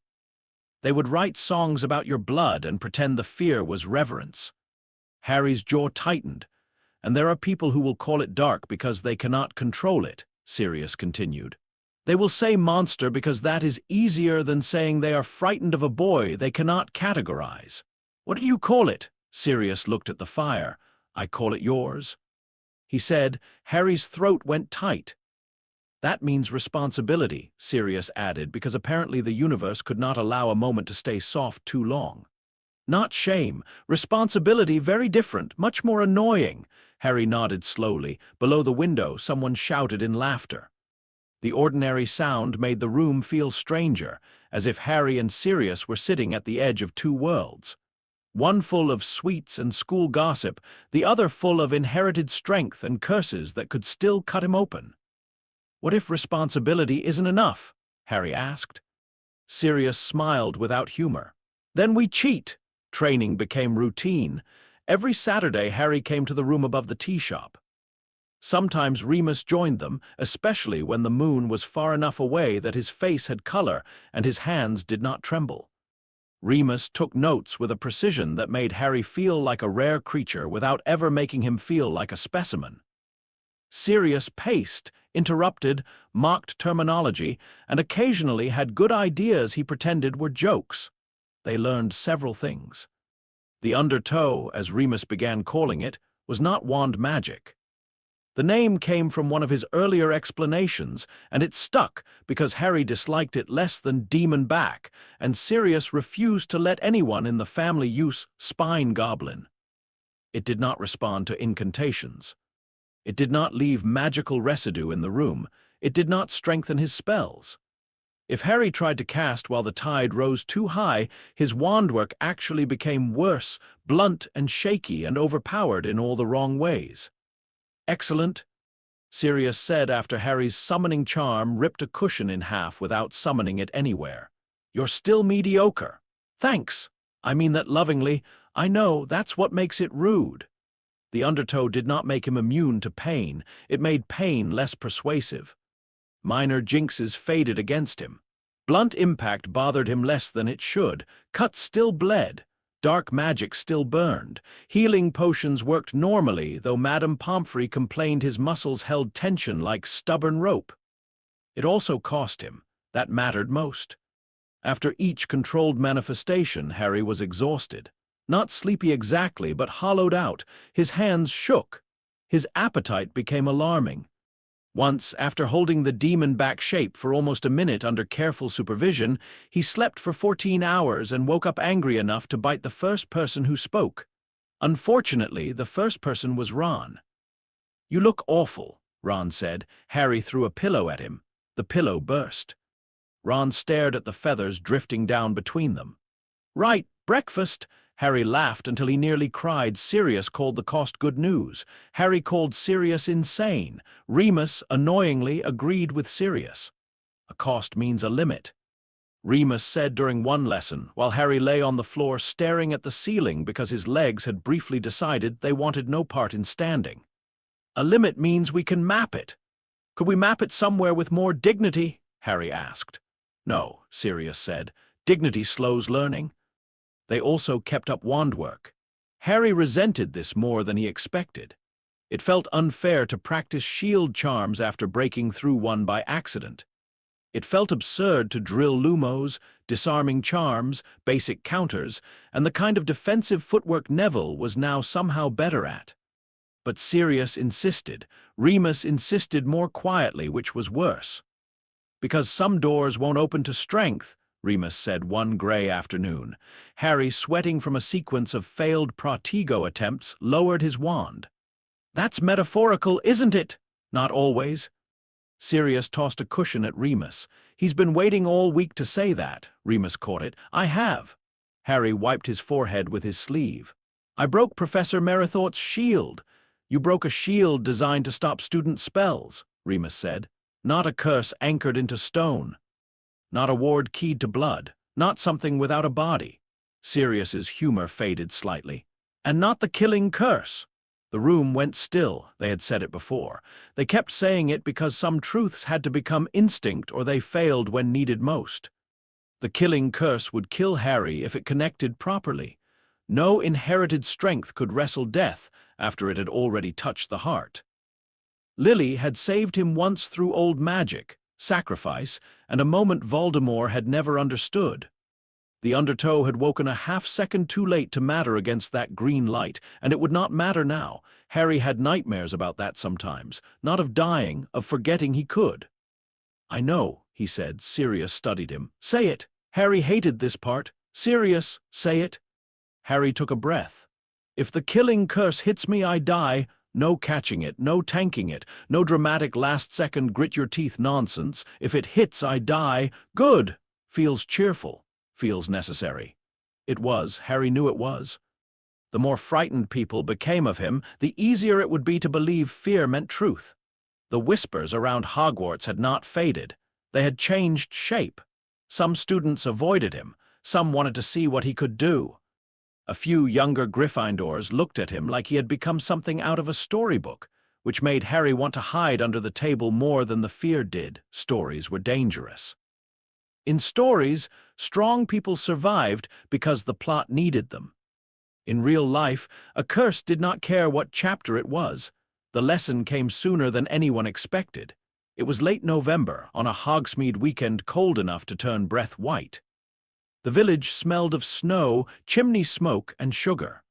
Harry had finished training early because Sirius claimed his control had improved, and Remus claimed Sirius was rewarding him because he wanted to go buy mince pies. Both things could be true. Ron and Hermione met Harry outside the tea shop. "You look tired," Hermione said. "I'm always tired after Sirius tries to teach responsibility by throwing things at me." Ron brightened. "What things?" "Today, walnuts." "Why walnuts?" Sirius said they were small enough to dodge and hard enough to encourage character. Hermione pinched the bridge of her nose. "One day, I am writing to Remus formally." Remus was there. "One day, I am writing to Professor McGonagall formally." They walked toward Honeydukes with the easy rhythm of people who had learned friendship through shared danger and homework copied under pressure. Harry's gloves were tucked into his coat pockets. His wand sat up his sleeve. He felt pleasantly sore, ordinary in the way sore muscles after training could be ordinary, not monstrous. That was when the temperature dropped, not winter cold. This was a wrong cold, sudden and depthless. It slid under Harry's collar and between his ribs. Laughter down the street thinned. A child near the post office began to cry. Window frost spread in branching lines across the glass of a bakery. Hermione stopped first. Harry, he had already felt it. The village seemed to dim. Color washed out of the world. The taste of chocolate and smoke vanished from the air, replaced by something rotten and empty like old water in a sealed room. A Dementor drifted around the corner of the lane. Harry had seen pictures. He had heard stories. None of that mattered. The thing itself made knowledge useless. It was tall, hooded, and withered, its ragged robes not moving in the wind because the wind had apparently decided to flee. Its hands were scabbed and gray. Beneath the hood, there was nothing Harry wanted to see. Ron whispered something that might have been a swear. Hermione drew her wand, but her hand shook. The Dementor turned, not toward the nearest students, toward Harry. Later, the Ministry would explain. There had been an escort. A prisoner transfer from a holding cell near the village to a secure Floo point. Old Azkaban procedures, badly followed. One Dementor had broken formation, drawn by the crowd, by fear, by Harry's history, by something no one wanted to name because no explanation made it less unforgivable. In the moment, explanations did not exist, only cold. The undertow answered. Harry felt it rise as naturally as breath. His shoulders tightened. His hands clenched inside his pockets. The tide came roaring toward the surface, eager, furious, ready to break whatever had made the world so empty. Then it meant nothing. The Dementor had no muscle to tear, no bones to break, no throat to close his hand around. It was not a Death Eater in the garden or a boy in a classroom or a door stuck on its hinges. It was hunger wearing cloth. It did not care how strong Harry was. The tide crashed uselessly inside him, and the Dementor came closer. Harry heard his mother scream, not memory exactly. He had been 15 months old. He should not have had the sound in him with such sharp edges. But the Dementor pulled past knowledge, past age, past every gentle year Sirius had built around him and found the oldest wound. Lily pleading. A high, cold laugh, a rush of green light. The world ending before language. Harry fell to one knee. His palms hit the frozen ground hard enough to crack stone. The Dementor inhaled. Something inside Harry went with it, not strength, not blood, warmth. Hope. The small, ridiculous joys that made life more than survival. Sirius barking as Padfoot while chasing him around the garden. Remus reading by firelight. Ron spitting pumpkin juice after Fred charmed his goblet. Hermione's fierce little smile when she solved a problem before anyone else had found the question, all of it pulled toward the dark beneath the hood. Harry tried to stand, his arms shook, nothing answered. No grin, no tide, no ancient hunger stronger than death, only a boy freezing in the street. A silver shape flashed between him and the Dementor, not strong, bright. The Dementor recoiled. A second Patronus joined the first, larger, clearer. A wolfish, four-legged shape that moved with strange grace along the snow-dusted road. Remus. Another came a heartbeat later, bursting from the tea-shop doorway with a soundless snarl of silver. Padfoot. Not Sirius in animagus form, but Sirius's Patronus. A great spectral dog, wild and loyal and furious enough to make light look sharp. The Dementor fled backward, robes whipping though no wind touched it. More adults shouted. Someone cast from the far end of the street. The silver dog drove the Dementor away until it vanished beyond the lane, swallowed by the white glare of protective magic. Harry remained on the ground. His fingers had punched shallow dents into the frozen road. His body shook with useless strength. Sirius reached him first. Harry. Harry could not answer. His teeth chattered too hard. His eyes burned, but he could not tell if he was crying because the cold had taken even that and made it feel distant. Sirius wrapped both arms around him. Harry grabbed his coat. "I couldn't do anything," he said, though the words barely came out. "I couldn't touch it. I know. I couldn't, I know." It was the first time Sirius saying that did not comfort him, because Sirius did know. Everyone knew now the monster in Harry's blood was useless against a thing that had no body. Back in the tea-shop room, wrapped in 3 blankets and holding a mug of chocolate so hot it burned his tongue, Harry listened while adults argued below. Sirius's voice cut through walls when he wanted it to. "A Dementor near students, near my godson. Are you out of your tiny bureaucratic minds?" Another voice, strained and official, tried to explain procedure. Sirius explained several things back. Remus stayed upstairs with Harry, Ron, and Hermione. His face was tired in the way it became after a full moon, though the moon was nowhere near full. Casting a Patronus had cost him. Harry could see it in the careful way he held himself. "You conjured one too," Harry said. Remus smiled faintly. "Briefly. It looked like, best not to ask too closely," Remus said, with a shadow of old pain and old humor. "Patronuses can be rude about privacy." Hermione, pale but composed by force, had both hands around her own mug. Ron sat beside Harry, close enough that their shoulders touched, pretending very hard that this was accidental. Harry stared into the chocolate. "All that training," he said. "And I dropped." Ron looked offended on his behalf. "It was a Dementor. Everyone nearly dropped. I cracked the road." "That was something." "Ron, what?" "I'm trying." Hermione leaned forward. "Harry, this proves what Professor Lupin said, not that you're weak, that the problem changes. Some things can't be solved by strength." Harry laughed bitterly. "That's comforting." "It isn't meant to be comforting, it's meant to be true." That sounded like Hermione. It also sounded like Remus. Harry was beginning to resent how often useful things did not feel good. Remus sat across from him. "The undertow is physical.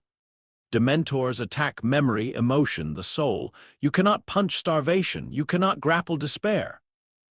"Then what do I do?" The door opened. Sirius came in, face thunderous, hair windblown, wand still in hand. He stopped when he saw Harry and forced the fury down visibly, as if closing a door inside himself before entering the room. Then he said, "You learn the Patronus charm." Harry stared. "Now, not this minute. You look like a laundry accident." "Thanks. But soon." Sirius pulled a chair close and sat backward on it. "You need an answer for things your hands can't reach." "I'm bad at advanced charms." "Then you'll be bad for a while." Harry looked at him. Sirius's face softened. "I'm not teaching you because I expect you to be brilliant. I'm teaching you because today scared you, and fear becomes rot if we don't give it work to do." Ron whispered, "That was good." Sirius definitely stole it from Remus, Harry muttered. I did, Sirius said. Still true.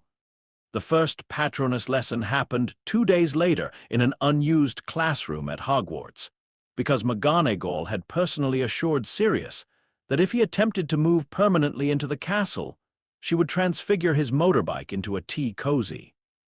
Sirius considered this a bluff, but respected the creativity. The classroom had been cleared of desks. Curtains were drawn, a single lamp burned in the corner.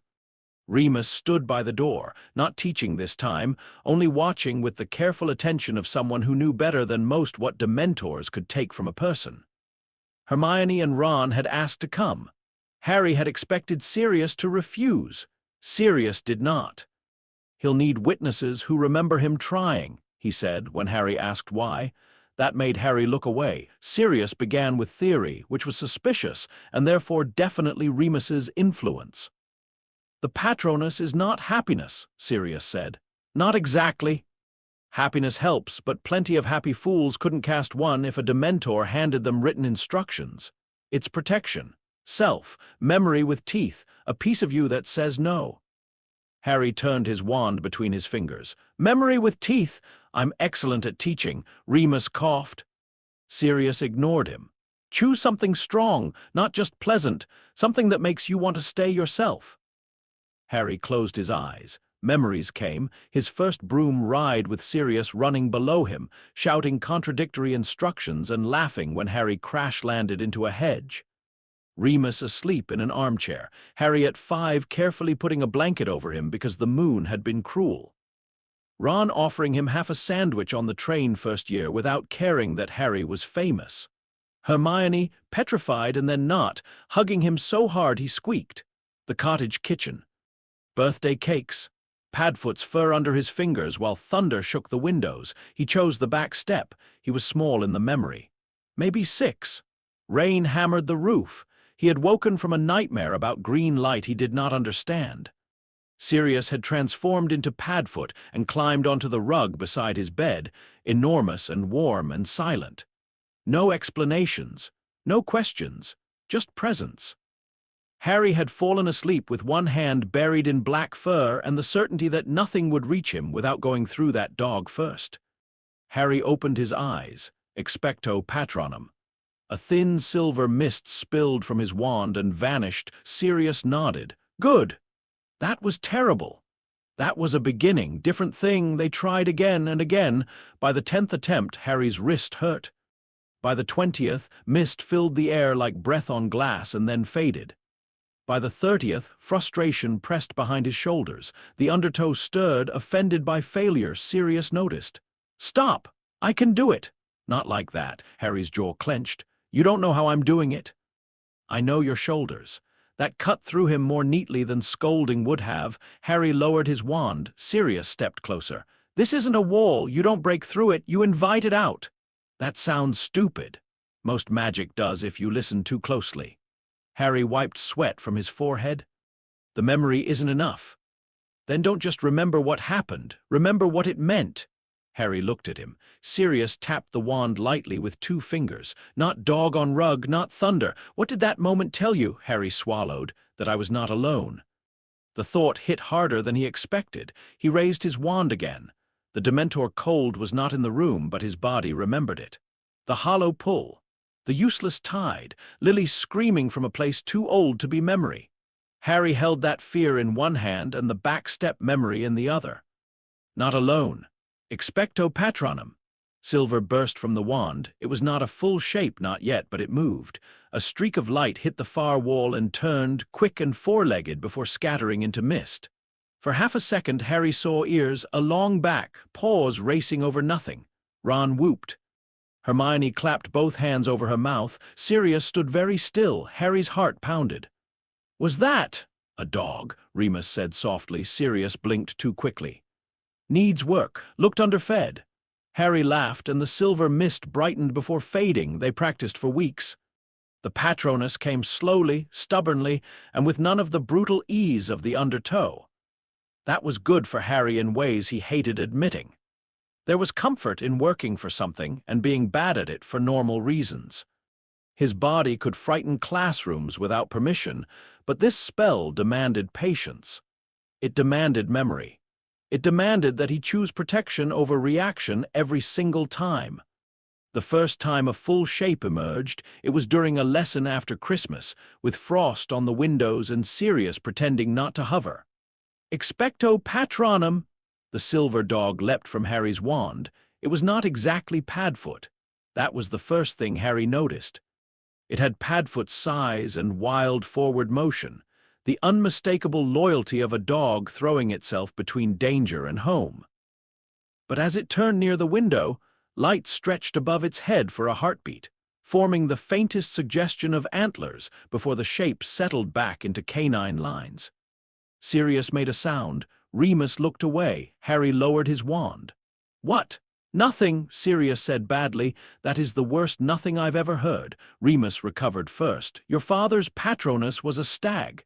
Harry stared at the place where the silver dog had vanished. "Oh." Sirius smiled, and this time he did not hide the tears well enough. "It seems yours has opinions." Harry did not know what to say to that. A dog that sometimes remembered a stag, Sirius and James, loyalty and blood, godfather and father, love that raised him and love that died for him. It should have felt heavy.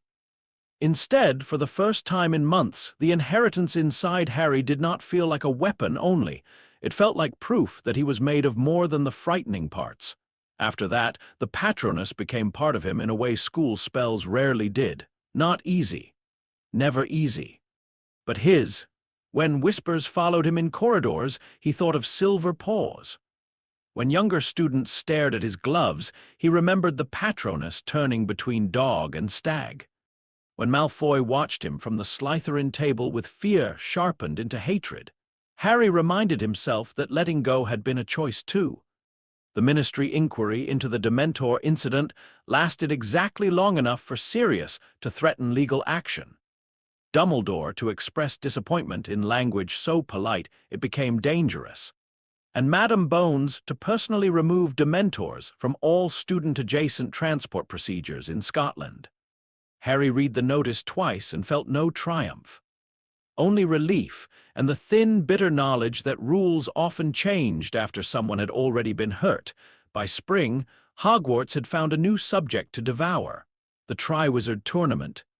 Rumors arrived before facts, carried by owls, older students, and professors who looked annoyed whenever someone mentioned dragons too loudly. By September, when Harry returned for what everyone insisted would be a historic year, the castle buzzed with anticipation. Durmstrang and Beauxbatons would come. Champions would be chosen. Glory would be available to students old enough to confuse it with wisdom. Harry, safely underage, intended to watch from the sidelines, eat whatever foreign desserts appeared, and avoid becoming part of any event involving international attention. "Absolutely not," he told Ron on the first night back, while the great hall roared around them. Ron, who had been describing possible loopholes, looked wounded. "I didn't say we should enter. I said imagine if we could." "I imagine dying. You imagine everything badly." "I imagine realistically," Hermione nodded. "For once, Harry is correct." "Betrayal," Ron said. The announcement came after the feast, Dumbledore standing beneath the enchanted ceiling while lightning flickered among the floating candles. He explained the rules. The age line, the goblet of fire, the honor, the danger. Harry listened with the peaceful boredom of someone excluded by law. Sirius had already written 3 letters about the tournament. The first said, "Do not enter." The second said, "I know you cannot enter." "Do not help anyone else enter." The third said, "If a magical cup asks you anything, lie down until a professor arrives." Harry had pinned that one inside his trunk. For once, he expected the year to be simple. He should have known better. The goblet burned blue-white on Halloween night, set in the entrance hall like a challenge pretending to be tradition. Older students passed it with swagger and nerves. Fred and George tried an aging potion and came away with beards, to general applause. Harry laughed with everyone else, hands gloved and harmless at his sides. When the choosing came, the great hall held its breath. The Beauxbatons champion, Fleur de Lacquer. The Durmstrang champion, Victor Crumb. The Hogwarts champion, Cedric Diggory. The hall erupted. Harry clapped hard, grinning as Hufflepuff nearly shook its own table apart. Cedric looked stunned and pleased and terrified in exactly the right proportions. For a moment, the world made sense. Champions were chosen. Harry was not one of them. Nothing had gone wrong. Then the goblet turned red. The flame spat once. A fourth piece of parchment flew out. Silence fell so sharply it seemed to cut the air. Dumbledore caught the parchment. Harry's smile faded before the old wizard even read the name. Because somewhere under his skin, far beneath muscle and bone and all the lessons Sirius had built around him, the undertow stirred awake. Not with hunger this time, with recognition. Dumbledore looked up, and for one terrible moment he did not look like a man announcing a champion. He looked like a man watching a door open. "Harry Potter," he said. The great hall went cold in a way that had nothing to do with Dementors. Harry did not move. Ron stared at him. Hermione whispered his name. Across the hall, Draco Malfoy's face had gone pale again. Harry looked down at his gloved hands, at the careful stitching Sirius had placed there to remind him that hands were for more than breaking things. Then, from somewhere high above the hall, the goblet's blue flame snapped and twisted like a living thing. Harry stood, and every conversation in the room died before he took his first step.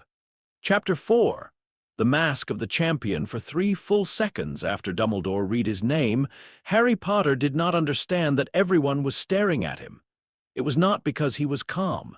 He was not calm. Calm had left him around the time the goblet's fire turned red and spat out a fourth name like a curse with neat handwriting.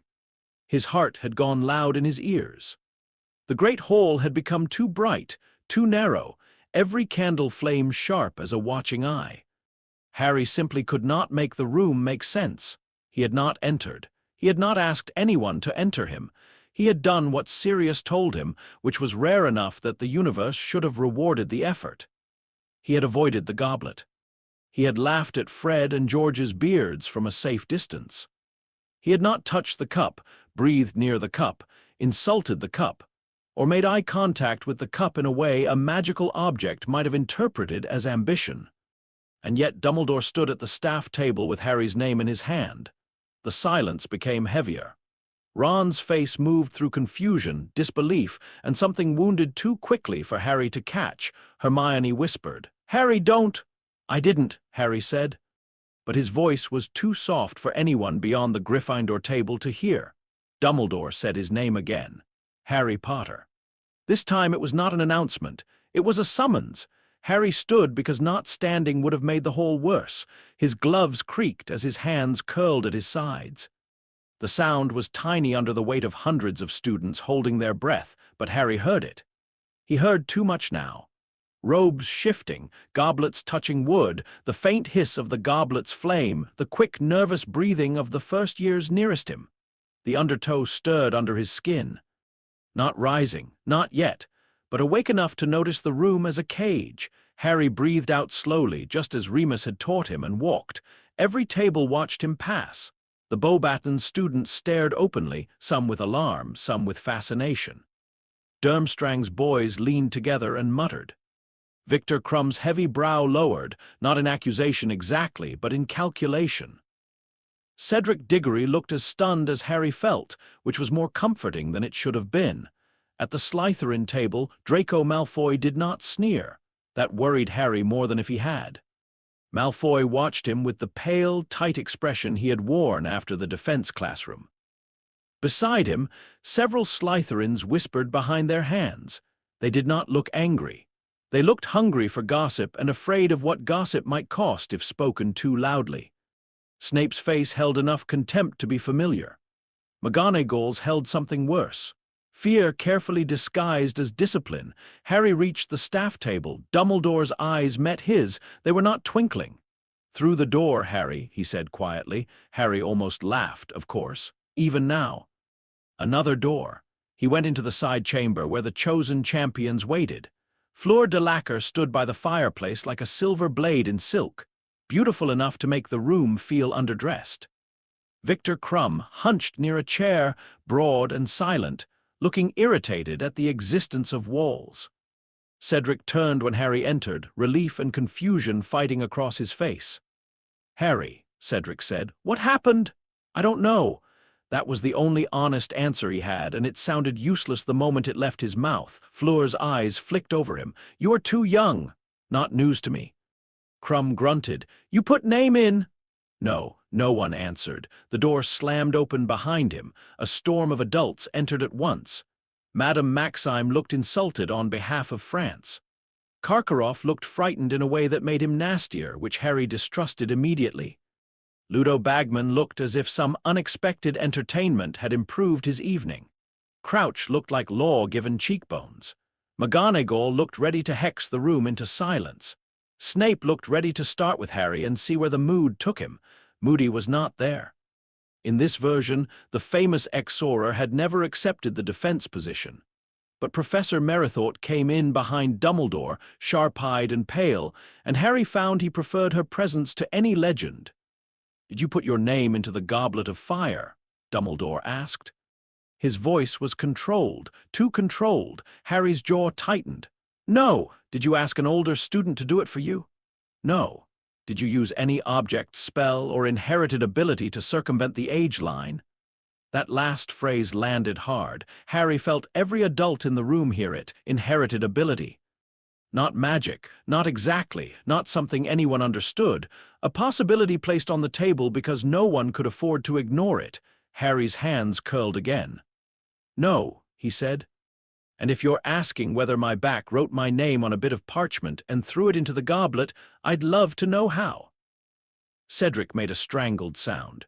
It might have been the worst possible moment to laugh, which meant it was also the only possible moment, and Harry nearly joined him. McGonagall's mouth thinned. Dumbledore did not smile. "I had to ask." "I know," Harry said. That was the problem. He did know. The old Harry, the one before the garden, might have been offended only because he was innocent. This Harry knew that innocence did not make the question ridiculous. Something strange lived in his blood. Something powerful. Something no one could classify. If a magical artifact had been fooled, if a binding contract had been twisted, if impossible rules had bent around his name, then people would naturally look at the impossible boy first. Knowing that did not make it hurt less, Crouch stepped forward. "The Goblet of Fire constitutes a binding magical contract. Mr. Potter has been selected. He must compete." "No," McGonagall said at once. The word cracked across the room. Crouch looked offended. "Deputy Headmistress, he is 14. "The contract was tampered with," Merithort said. "Or are we pretending a fourth school exists because the cup was feeling artistic?" Karkaroff threw up his hands. "This is absurd. Hogwarts has 2 champions." "I am also troubled," Madame Maxime said coldly. "That Z unusual boy is Z1 selected." Harry's stomach turned. The unusual boy, not the young boy, not the unwilling boy, the unusual boy. Sirius would have shouted by now. Remus would have found a quieter, sharper way to make everyone ashamed. Harry had neither of them here, only his gloves and the tide under his shoulders. Dumbledore lifted one hand. "We will investigate. For now, Barty is correct in one respect. The goblet's magic is binding, and I do not yet know how to safely remove Harry from it." "Then find out," McGonagall said. "I shall. Before the first task." Dumbledore did not answer quickly enough. Harry looked away. That was answer enough. Sirius arrived before dawn. This was impressive because nobody had told him officially.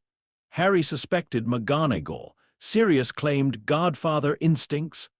Remus, who arrived with him looking exhausted and grim, said Sirius had received a screaming mirror call from 3 separate portraits and nearly taken the roof off the Hogsmeade tea shop while leaving.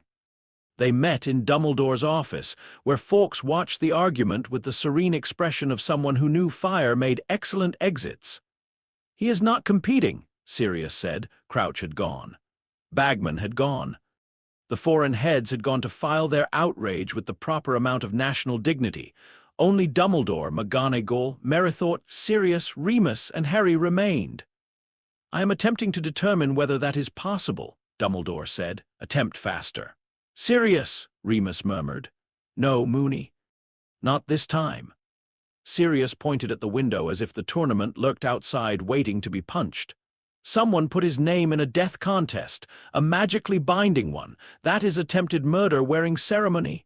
Agreed, Merithort said. Everyone looked at her. She shrugged. It seemed worth saying plainly. Harry liked her more with every passing day. Dumbledore steepled his fingers. The goblet was likely confounded into accepting Harry under a fourth false school. That would explain why it selected him separately. Whoever did this possessed considerable magical ability. Voldemort, Harry said. The office went quiet. They did not like the name. Adults rarely did. Even now, with Voldemort reduced to shadow and rumor, the name entered rooms like a knife under a door. Sirius turned to him. Why? Harry folded his gloved hands together. Peter's alive. He wrote to someone after the defense incident. We know rumors reached people. The Death Eater in the garden came for me. Now my name comes out of the goblet. It's him or someone trying to serve him. Remus's face was unreadable, but Harry knew that look. It was the look of an adult realizing a child had followed the same ugly road and reached the same ugly destination. Dumbledore's eyes sharpened. That is possible. It is more than possible, Sirius said. It's obvious. If Voldemort is behind it, McGonagall said, each word forced through discipline, then the tournament is bait. Everything is bait, Harry said before he could stop himself. They all looked at him. His face warmed. Sorry. No, Remus said softly. You're right. Harry wished being right felt less like standing closer to a cliff. In the end, nothing changed quickly enough. The contract held. The goblet's magic resisted investigation like an old lock that had decided stubbornness was a virtue. Dumbledore promised safeguards. McGonagall promised supervision. Sirius promised several illegal things if anyone let Harry out of sight. Remus promised to keep Sirius from committing the illegal things in front of witnesses. Harry promised nothing. He returned to Gryffindor Tower just before breakfast and found half his house waiting. Ron stood near the fireplace, arms folded. Hermione sat on the sofa with a book open and unread in her lap. The room held that painful, charged silence that came before either a fight or a confession. Harry hated it immediately. I didn't enter, he said. Ron's ears went red. I know. Harry paused. He had expected doubt. He had prepared for it badly, prepared to be angry, prepared to be hurt, prepared to say something sharp enough that he could regret it later instead of dealing with it now. You know, Ron looked miserable. I didn't for about an hour. Hermione closed her eyes in obvious relief that he had admitted it before she could force him. Ron rushed on. Not because I thought you wanted glory. I know you don't. Not now. But everyone was saying maybe the goblet picked you because of the hole. He gestured vaguely at Harry's shoulders and then looked guilty. Thing. The whole spine goblin? Harry asked. Hermione made a noise of protest. Do not call it that. Sirius does. That explains why you should not. Ron's mouth twitched, but the guilt stayed. I was jealous too, for a bit. Not proud of it. Just, you always get dragged into things, and everyone looks at you, and I know that's horrible, but some stupid part of me still thought it would be nice to be chosen.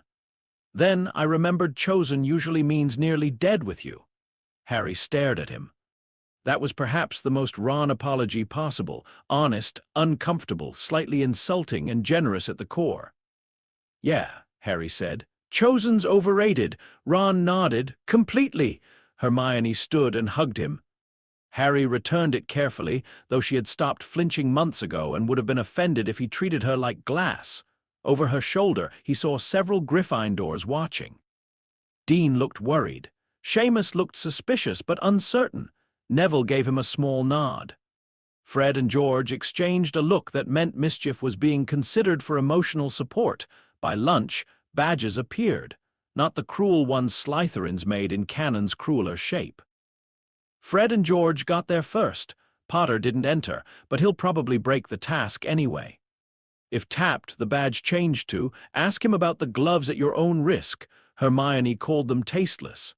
Harry bought 5. The tournament turned Harry into a mask maker, not because he lied well. He did not. Hermione said his face had the subtlety of a dropped cauldron. But he learned that hiding did not always mean saying false things. Sometimes hiding meant letting people look at the wrong truth. Harry Potter was nervous. That was true. Harry Potter was underage, also true. Harry Potter was a mediocre wizard being forced into a contest designed for older students. Painfully true. None of those truths mentioned that he could have lifted most of the champions by the back of their robes and thrown them into the lake if panic took him badly enough. So he let people see the ordinary fear. It protected the stranger fear beneath.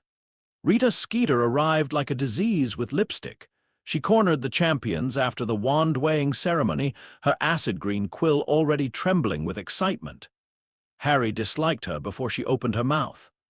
By the time she finished smiling at him, he had promoted dislike into policy. "Harry, darling," she said, leaning too close. "The tragic boy hero forced again into danger. Tell me, do you feel your mysterious condition gives you an advantage over the other champions?" Cedric's expression sharpened. Fleur looked openly offended. Crumb frowned. Harry kept his hands folded so tightly inside the gloves that the stitching began to complain. "My what?" Rita's smile widened. "Come now, the whole school has heard whispers, the incident in defense, your unusual physical resilience.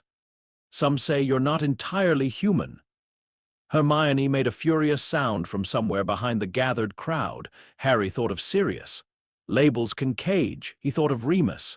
Ignorance is not accusation. He thought of the Dementor. You cannot punch despair. Then he smiled, not the grin, not the cold thing, but the bright public smile Sirius used when insulting someone so politely they thanked him.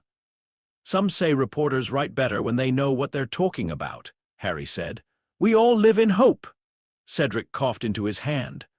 Rita's eyes flashed. "Are you denying that something happened?"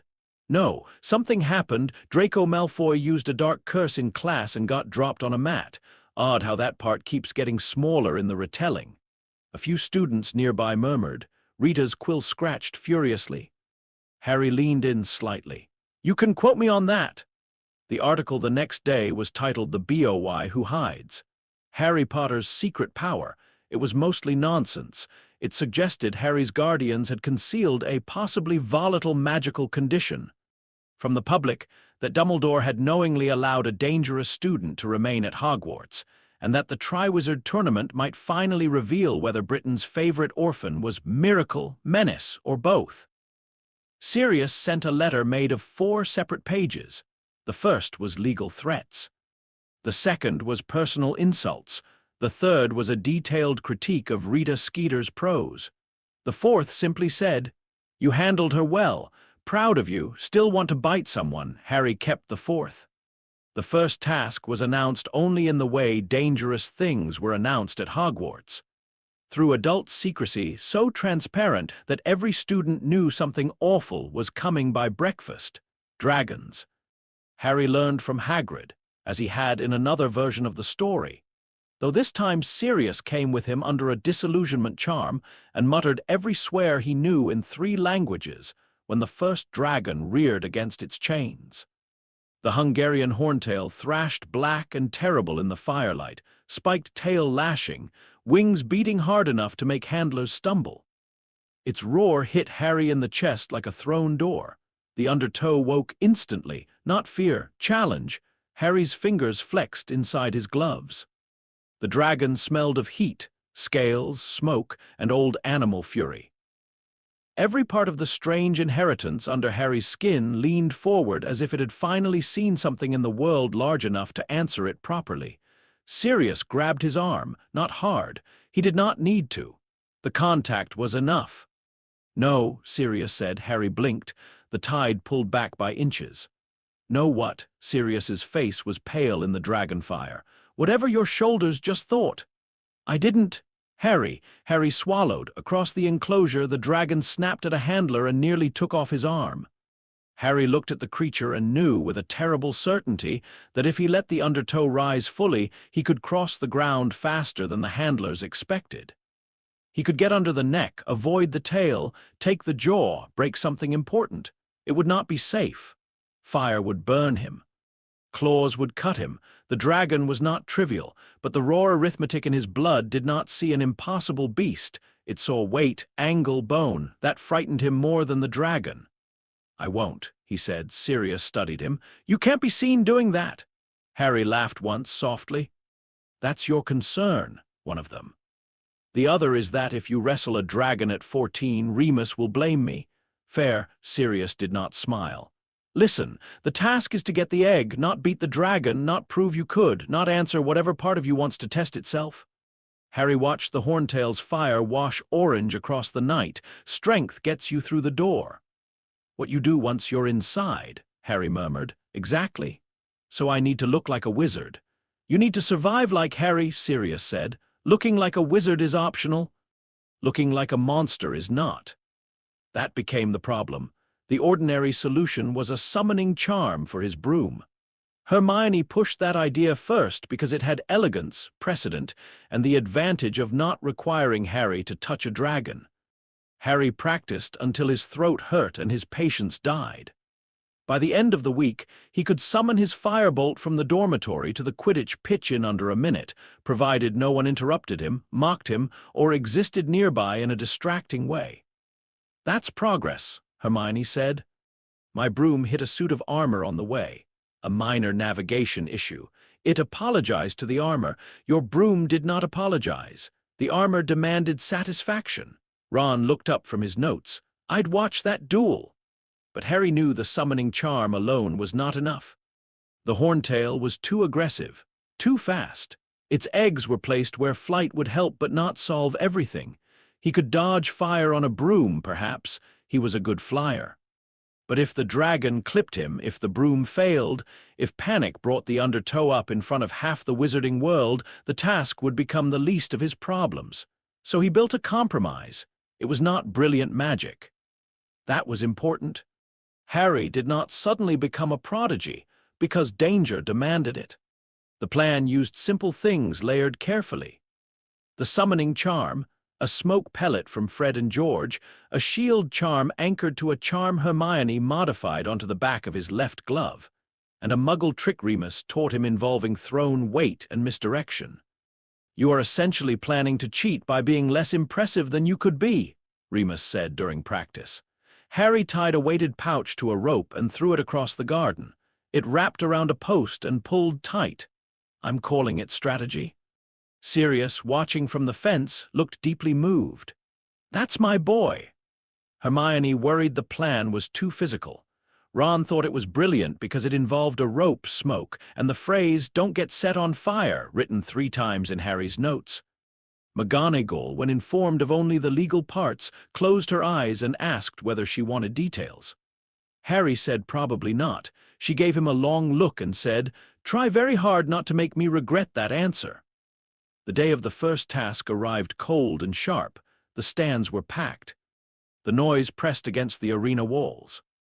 Harry could smell mud, straw, dragon musk, and the metallic anxiety of too many people waiting to see whether children would bleed for tradition. He wore his dragonhide gloves, not because they would save him, because Sirius was watching from the stands, because Remus was beside him, because Harry needed to remember what his hands were for. Cedric went first and survived with burns. Fleur went second and came back pale but upright. Crumb went third and succeeded with more force than grace. Each time the crowd roared. Each time Harry waited in the tent, the undertow paced under his skin like something caged behind his shoulder blades. Then his name was called. The arena opened before him. The Hungarian Horntail crouched between Harry and the golden egg, black scales gleaming, eyes narrowed with a hatred that felt personal despite being mostly reptilian. Its chains scraped across stone. Its real eggs lay clustered beneath it. The golden egg shone among them like a joke. Harry stepped forward, the dragon lifted its head, the crowd blurred, noise faded, the world narrowed to heat, distance, breath, and the tiny movements of a predator deciding how to kill. Harry raised his wand. A Kyo firebolt. For a few seconds, nothing happened. The Horntail breathed in. Harry ran. Fire exploded behind him, close enough that heat slapped his back and the crowd screamed.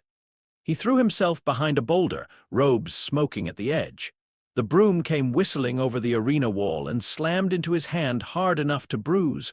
Good, bruises were normal. He kicked off.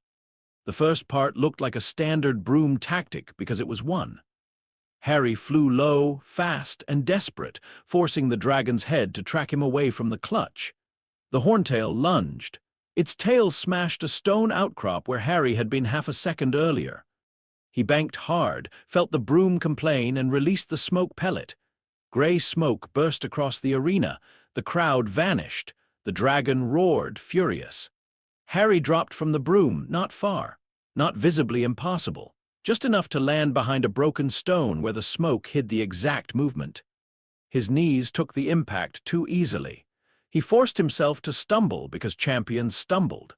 Boys stumbled. Whatever the undertow wanted to be did not. The dragon snapped at the broom, still flying under a simple directional charm Hermione had nearly killed him teaching him to apply. It was crude, temporary, and very stupid looking up close. From the stands, through smoke and panic, it looked like Harry was still mounted. Harry moved on foot, fast, not full undertow fast, not classroom fast, controlled enough that his muscles screamed with restraint. He reached the side angle Remus had marked in the dirt a dozen times and threw the weighted rope. It wrapped around the golden egg. The horntail turned. Harry pulled. The egg did not move. For one wild second, he thought the plan had failed because no one had considered the golden egg might be charmed heavier than it looked. The dragon's head swung toward him. Smoke thinned. One yellow eye found him. The undertow surged. His back tightened. No. Harry planted both feet, gripped the rope through dragonhide, and pulled with enough force to crack the mud under his boots. The golden egg tore free from the nest and shot toward him. Too fast. Harry caught it against his chest and rolled with the impact, making the movement messy, human, painful. The dragon's jaws snapped shut where he had been. Fire washed over the ground. The glove charm flared, a weak shield bright enough to be seen, not strong enough to explain everything, but enough to give the audience a story they could believe. Harry came up coughing, soot-covered, clutching the egg. The whistle blew for a moment. The arena was silent. Then the stands erupted. Harry stood there with smoke in his hair, the egg under one arm, and the undertow receding in angry waves because it had not been allowed to fight the dragon properly. He had done it. Not by being stronger. By pretending not to be, that should have felt like victory. Instead, as Mediwizards rushed toward him and the horntail screamed behind its chains, Harry looked up into the stands and found Sirius, his godfather, was cheering. Loudly. Rudely. Possibly with both middle fingers raised at someone official. Remus sat beside him with one hand over his face, shoulders shaking. Harry laughed, and only then did the triumph arrive. The judges gave him good marks, not perfect.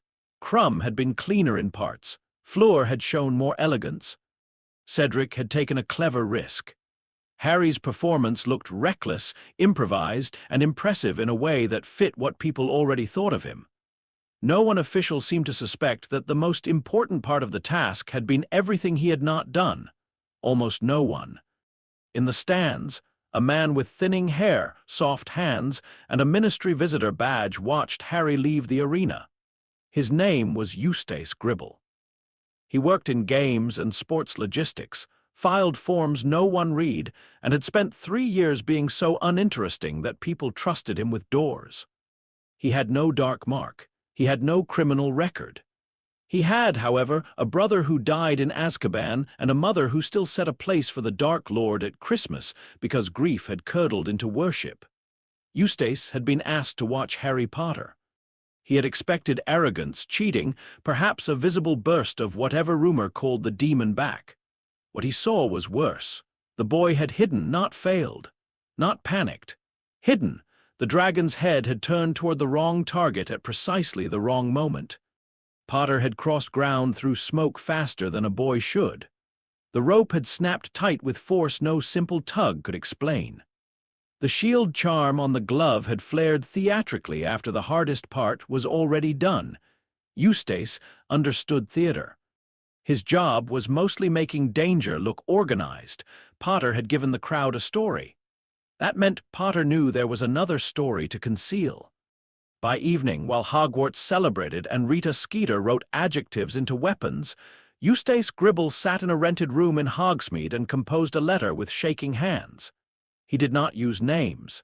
He did not need to. "The boy is not merely strong," he wrote. "He is learning discretion. He understands that fear is a battlefield. He can pass as ordinary when watched. This makes him more dangerous than the reports suggested." He sealed the letter with plain wax and gave it to an owl that did not belong to him. 3 days later, in a hidden room far from Hogwarts, Peter Pettigrew carried that letter to something less than a man and more than a rumor. The thing that remained of Lord Voldemort. Read it twice. Wormtail waited, trembling, hoping for approval and fearing attention. At last, Voldemort laughed. It was a thin sound, high and cold, but beneath it lived something new, not amusement, interest. "So," Voldemort whispered, one ruined hand tightening around the parchment. "The boy has learned to wear a mask." Wormtail swallowed. "My lord," red eyes lifted from the letter. "Then we shall give him a stage large enough to tear it off." Chapter 6. Hunting the Horcruxes. Harry learned the word Horcrux on a Tuesday morning while Sirius was burning eggs. This was unfair, in Harry's opinion. Words that ugly deserved storm clouds, dramatic music, perhaps a cursed library under Hogwarts. They should not arrive in a cottage kitchen that smelled of smoke, tea, and whatever Sirius insisted on calling breakfast. Dumbledore sat at the table with his hands folded around a cup he had not touched. Remus stood by the window, pale but steady, watching the lane as if he expected Voldemort to stroll up with a polite knock and an assassination plan. Sirius stood at the stove, pretending to cook, because movement gave his fury somewhere to go. Harry sat between them, wearing the black dragonhide gloves Sirius had given him at King's Cross. He was mostly healed, mostly was doing a lot of work. His ribs still objected to sudden laughter. His shoulder ached when rain threatened. The cut on his arm from Peter's ritual had closed but left a thin white line that did not fade no matter what salve Madame Pomfrey used. The undertow had returned slowly, like a wary animal circling the edge of a room after something loud broke inside it. Harry did not trust it yet. He did not trust himself much either. Dumbledore's voice was gentle when he said the word, Horcrux. Sirius dropped a spatula. Harry looked from one adult to another. "That sounds like something invented by a man who wanted people to know he was evil before he entered the room." "It is a piece of dark magic," Dumbledore said, "created by splitting the soul and anchoring a fragment of it to an object." The kitchen went silent except for the eggs hissing their way toward ruin. Harry stared at him. "A soul," he said slowly, "can be split through murder," Remus said. His voice had no softness in it now. Harry looked down at his gloved hands. He thought of the graveyard. Voldemort under his hand, bones breaking like any other bodies. The moment when he could have ended that body and did not.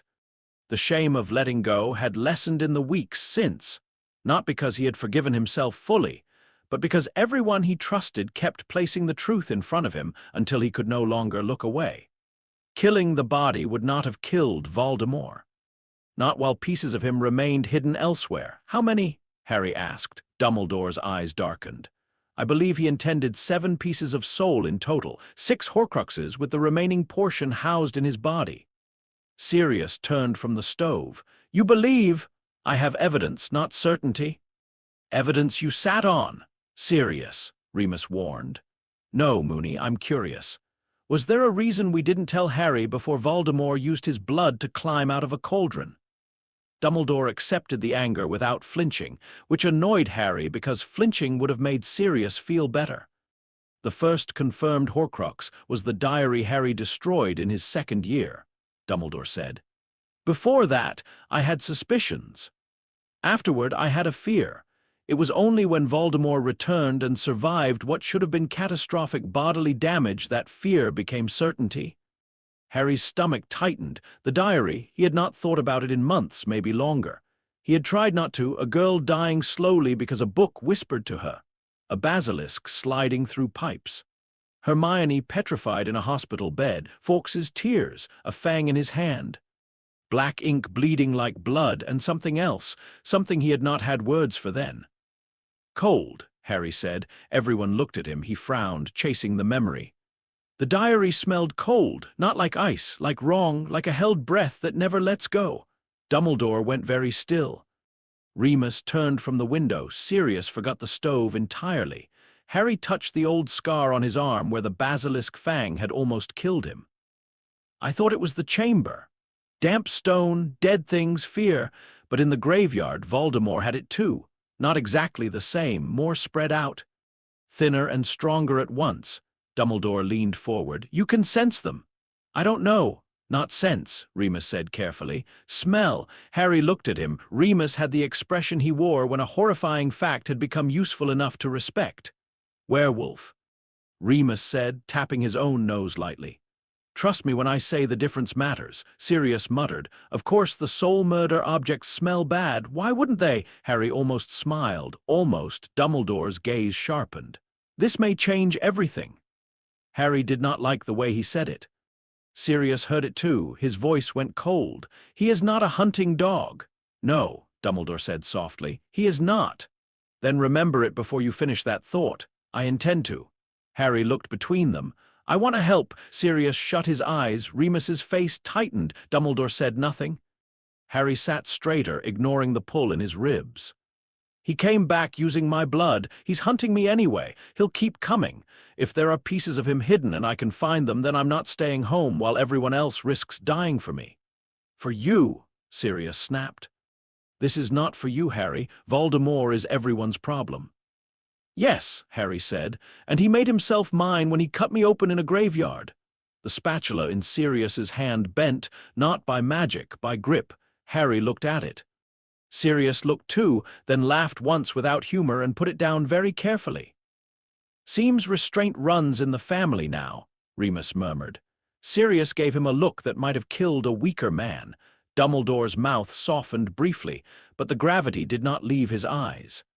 Harry, finding a Horcrux is not the same as destroying one. They are protected by enchantments, curses, concealment, and the soul fragment itself. Physical force may damage a vessel, but it will not necessarily unmake the anchor. Harry thought of the diary. The basilisk fang worked. Yes. Basilisk venom is one of the few substances destructive enough to damage a Horcrux beyond magical repair. Then we use venom. We have some, Dumbledore said. Sirius blinked. You have basilisk venom lying about, stored carefully. In a school, formerly in a school. That doesn't improve the sentence. Dumbledore continued, venom is useful but not always sufficient. Each Horcrux will have structure. The object matters. Its history matters. The way the fragment is anchored matters. We must learn its breaking key before we act. Harry flexed his gloved fingers. So I can bend it, crack it, hold it still, when appropriate. But knowledge finishes it. Remus nodded. Exactly. Strength gets you through the door. Harry was beginning to hate how many doors there were. The first hunt took them to a ruined shack outside Little Hangleton. Dumbledore did not bring Harry at first. This nearly caused a war inside the Order before the war outside Britain had properly begun. The Order of the Phoenix had reformed within days of Voldemort's return, though this version looked different from the stories Sirius told. There was no ministry denial to fight, no desperate campaign to make people believe what had already left bodies in a graveyard. Instead, the Order existed in the uncomfortable space between official action and necessary action. The ministry believed Voldemort was back, but belief made them careful. Slow, political, afraid of appearing afraid. Dumbledore gathered people willing to move faster. Sirius joined and immediately argued with everyone. Remus joined and apologized for Sirius only when Sirius was wrong, which was less often than the Order found convenient. Harry was not allowed into meetings. Harry attended 3 anyway. The first time, under the invisibility cloak, he learned almost nothing because everyone kept using phrases like operational discretion and ministry alignment. The second time, he learned Kingsley Shacklebolt had a voice so calm it made danger feel organized. The third time, Moody spotted him in under 4 minutes despite not teaching at Hogwarts, pointed directly at the corner, and growled. Either the Potter boy is under that cloak, or this room has developed nervous breathing. Sirius was proud for half a second before remembering to be angry. After that, Harry was permitted into limited meetings on the condition that he not sneak into unlimited ones. This lasted until Dumbledore found the ring. He returned from Little Hangleton with a blackened hand and a small golden ring sealed inside 7 layers of glass, silver, and spellwork. The stone set into it was cracked down the middle, marked with a symbol Harry did not know then and would not understand fully for some time. The ring sat on the kitchen table under wards. Harry smelled it from the doorway. Wrong. Cold, a held breath that never let go, but older than the diary. Drier. Like dust sealed in a tomb with something still whispering beneath it. He stopped walking. Remus, who had been arguing quietly with Dumbledore about curse damage, noticed first. Harry swallowed. That's one. Dumbledore's injured hand twitched. Sirius stepped between Harry and the ring. Don't get close. I can smell it from here. That sentence is exactly why you're not getting close. The soul fragment inside the ring seemed to notice him. Nothing moved, not visibly, but the room changed. The air tightened. Harry felt a tension slide over his skin, thin and cold and curious. The undertow answered with disgust. His shoulders tightened, the wards around the ring flared. Out, Sirius said. Harry almost argued. Then the smell sharpened, and for half a second he saw something in his mind that did not belong to him. A boy with dark hair staring at a dead man's ring as if it proved he had conquered blood itself. Harry stumbled back. Remus caught him. Dumbledore's face went hard. Out. This time Harry obeyed. Destroying the ring took 2 days. Not because Harry could not break it. He could have broken the band in his fingers. He proved that with a harmless replica Sirius made from old brass, crushing it flat without meaning to when the first trial curse startled him. But the Horcrux was not the band alone. The anchor is nested through the stone and the family enchantments on the ring, Dumbledore explained, his cursed hand wrapped in silver cloth. Voldemort did not merely hide soul in jewelry, he used history. The gaunt line, Slytherin's blood. The Peveril stone beneath it. He believed ancestry made the vessel stronger. Because of course he did, Sirius said. Imagine being evil and pretentious. Hermione, included by Harry's insistence and her own terrifying research ability, had 3 books open in front of her. Ron sat beside her, looking pale but determined, because he had declared that if Harry was going to sniff soul fragments, he was at least going to be handed biscuits afterward by a friend. The band has a seam, Hermione said, pointing to a magnified sketch. Not visible normally, but here, where the gaunt crest was added around the older stone setting. If Harry can deform the band at that exact point, it may expose the underside of the stone. Then venom, Remus said. Dumbledore nodded. Precisely. Harry looked at the ring under its glass dome. And if I squeeze the wrong part, the curse may trigger, Dumbledore said. Sirius's chair scraped backward. No, Sirius! No, we are not testing curse triggers on Harry's fingers. Harry looked at Dumbledore's blackened hand. It already triggered on yours. The old wizard's silence answered. Sirius turned on him. You put it on. Dumbledore's expression did not change, but something in his eyes did. For the first time in Harry's life, Dumbledore looked not wise or distant or sad, but ashamed. Briefly, Dumbledore said. Sirius stared. You put on a cursed ring containing a piece of Voldemort's soul. It was a mistake. It was suicidal. Yes, Dumbledore said softly. That silenced the room more than any argument would have. Harry looked at the cracked stone. He did not know then what it was. Only that Dumbledore had seen something in it strong enough to make him forget caution. A door no strength had opened, and no wisdom had stopped him walking through. Remus spoke first, voice quiet. Then we learn from the mistake. Sirius was still shaking with anger, but he sat. The breaking itself happened at dawn. Dumbledore held the wards. Remus read the sequence. Hermione watched the seam through a magnifying charm and called tiny corrections. Ron stood beside Harry with the basilisk venom sealed in a crystal dropper, looking like he would rather face another giant chess set but refusing to move. Harry wore 3 pairs of gloves. That is not enough protection, Sirius muttered. It's symbolic, Harry said. I hate symbols. You gave me the first pair. I hate being emotionally consistent. The ring was placed between two slabs of rune-marked stone. Harry put his fingers on it. The cold struck immediately, not through skin. Through thought, whispers pressed against him, offering shapes of anger, grief, certainty. His parents, Peter, Voldemort under his hand, the graveyard, the moment he had let go. The ring showed him none of these as visions exactly, it offered them as reasons. Reasons to close his fist, reasons to stop listening, reasons to become simple. Break, break, break, Harry breathed. What you do once you're inside, Sirius said from behind him. Harry found the seam, not with magic, with pressure, with the strange, precise knowledge of his own hands when he listened instead of lunged. Now, Hermione whispered. Harry squeezed. The band did not shatter. That would have been too easy. It screamed, metal bending around something that did not want to be changed. Dark magic lashed up his arms. The undertow rose, not hungry this time but protective, bracing muscle and bone as the ring tried to punish the hand that held it. The seam opened. Venom. Remus snapped. Ron moved, his hand shook once, then steadied. The basilisk venom dropped onto the exposed underside of the stone. The ring shrieked. Everyone heard it, not with ears. With the part of the soul that understood something hateful had been forced to die.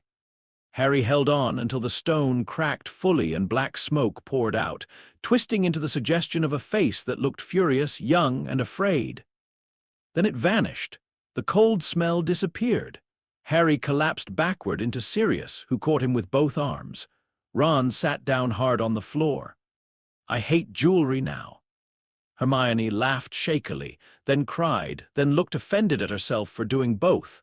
Dumbledore stared at the ruined ring with a grief Harry could not read. One down, not victory, not yet.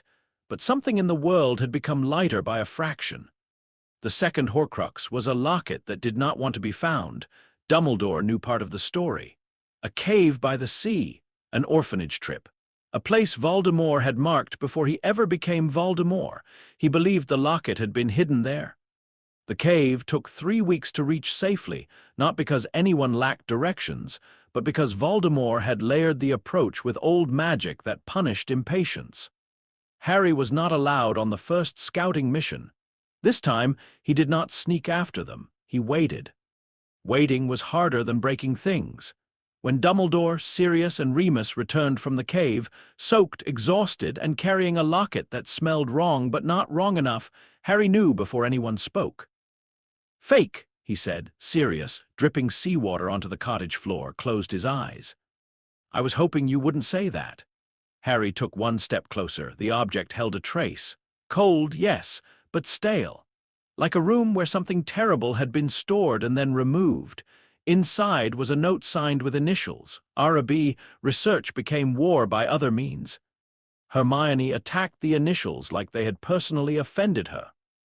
Remus mapped pure-blood family trees with the resigned disgust of a man wading through centuries of cousin marriage and arrogance. Sirius resisted looking at black family records for exactly 1 day before Harry found him in the sitting room surrounded by old letters, jaw clenched. Regulus, Sirius said. Harry stopped in the doorway. Sirius did not look up. R.A.B. Regulus Arcturus Black. The name landed strangely. Harry knew of Regulus the way one knew of dead relatives in bad families. Through absences, through things Sirius did not say, through a portrait in Grimmauld Place that Sirius refused to live in but could not fully erase from history. Your brother, Harry said. Yeah. Remus entered behind him and went very still. Sirius held a faded photograph between 2 fingers.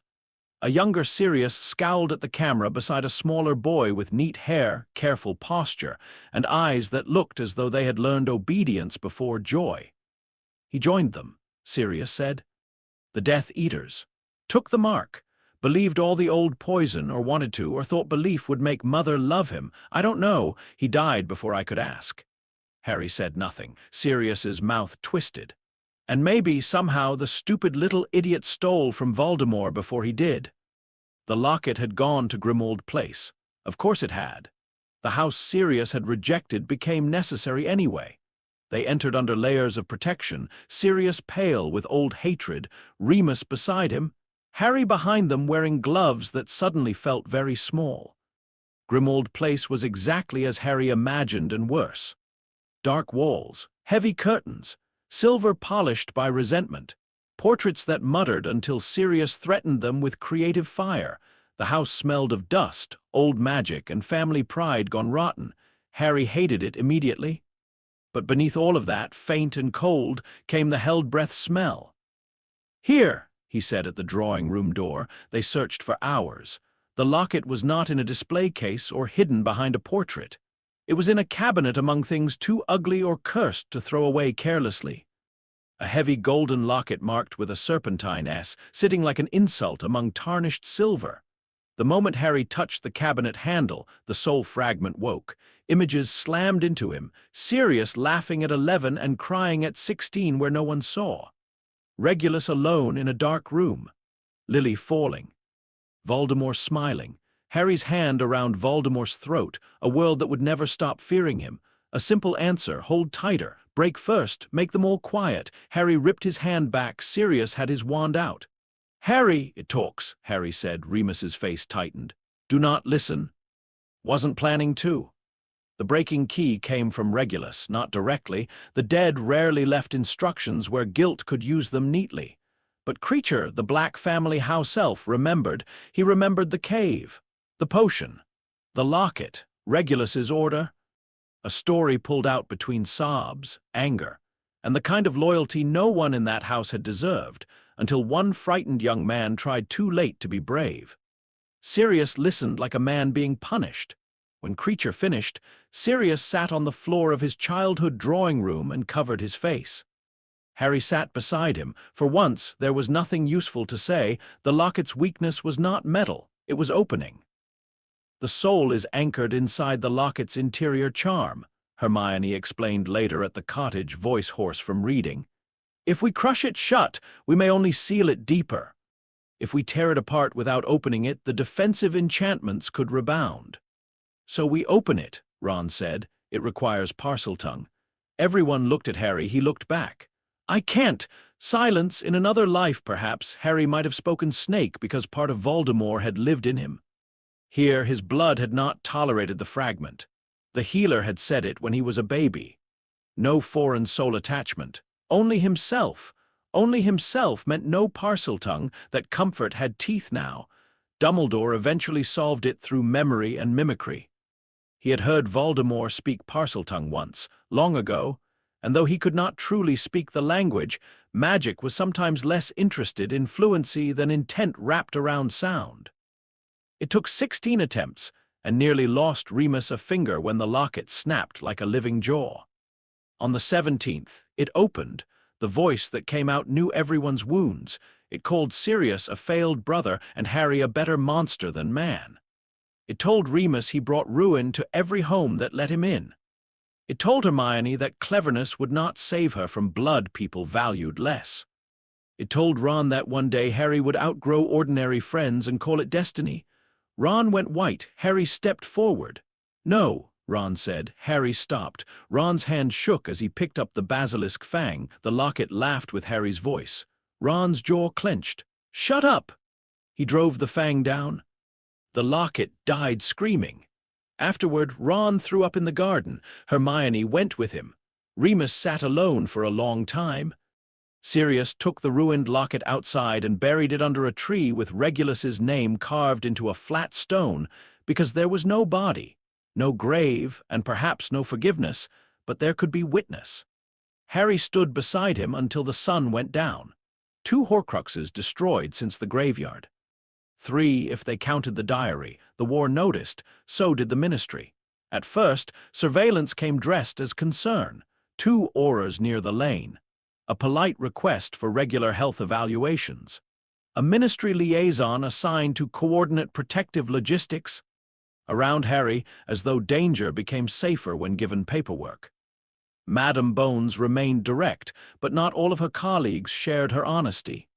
The first detainment attempt happened in early August. They called it an evaluation. Sirius called it kidnapping with better stationery. 4 Ministry officials arrived at the cottage with 6 auras, and a sealed order authorizing temporary protective custody of Harry Potter for assessment of anomalous combat capacity in relation to national security concerns. Harry read the phrase twice. "Anomalous combat capacity?" he said. Sirius took the parchment from him and tore it in half. The lead official, a narrow man named Tiberius Finch, went red. "Mr. Black, this order is signed by the Undersecretary. Then she can have 2 halves back." "Sirius," Remus said quietly. Finch's eyes flicked to Harry, not to his face. To his hands, there it was again. "Weapon, not boy. Weapon. We are at war," Finch said. "Mr. Potter's abilities present both an asset and a risk. The Ministry has a duty to understand." "No," Harry said. Everyone turned to him.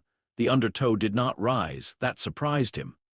He stood on the cottage step in his gloves, with Sirius to his left and Remus to his right, and felt not hunger but clarity. "No," he repeated. "You can ask questions, you can speak to my guardian, you can work with Dumbledore. But I'm not going anywhere with people who call me an asset before they call me by my name." One of the auras shifted. Finch's mouth tightened. "Mr. Potter refusing a lawful order." "Is it lawful?" Remus asked softly. Finch hesitated. Sirius smiled. It was not friendly. From behind the hedge came a calm voice. "I would be interested in the answer as well." Kingsley Shacklebolt stepped into view, wand lowered, expression unreadable.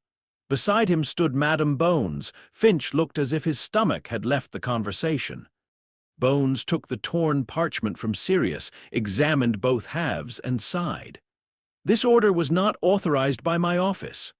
"It was authorized by, not by my office," Bones repeated. "And since this is an active war matter involving a minor, that means someone has become ambitious outside their authority." Harry watched the officials begin to fold in on themselves. It should have felt good. It did not, because the attempt had been clumsy, but the idea behind it had not been rare. Finch was not uniquely evil. He was a symptom wearing polished shoes, people were afraid, and fear made cages sound reasonable.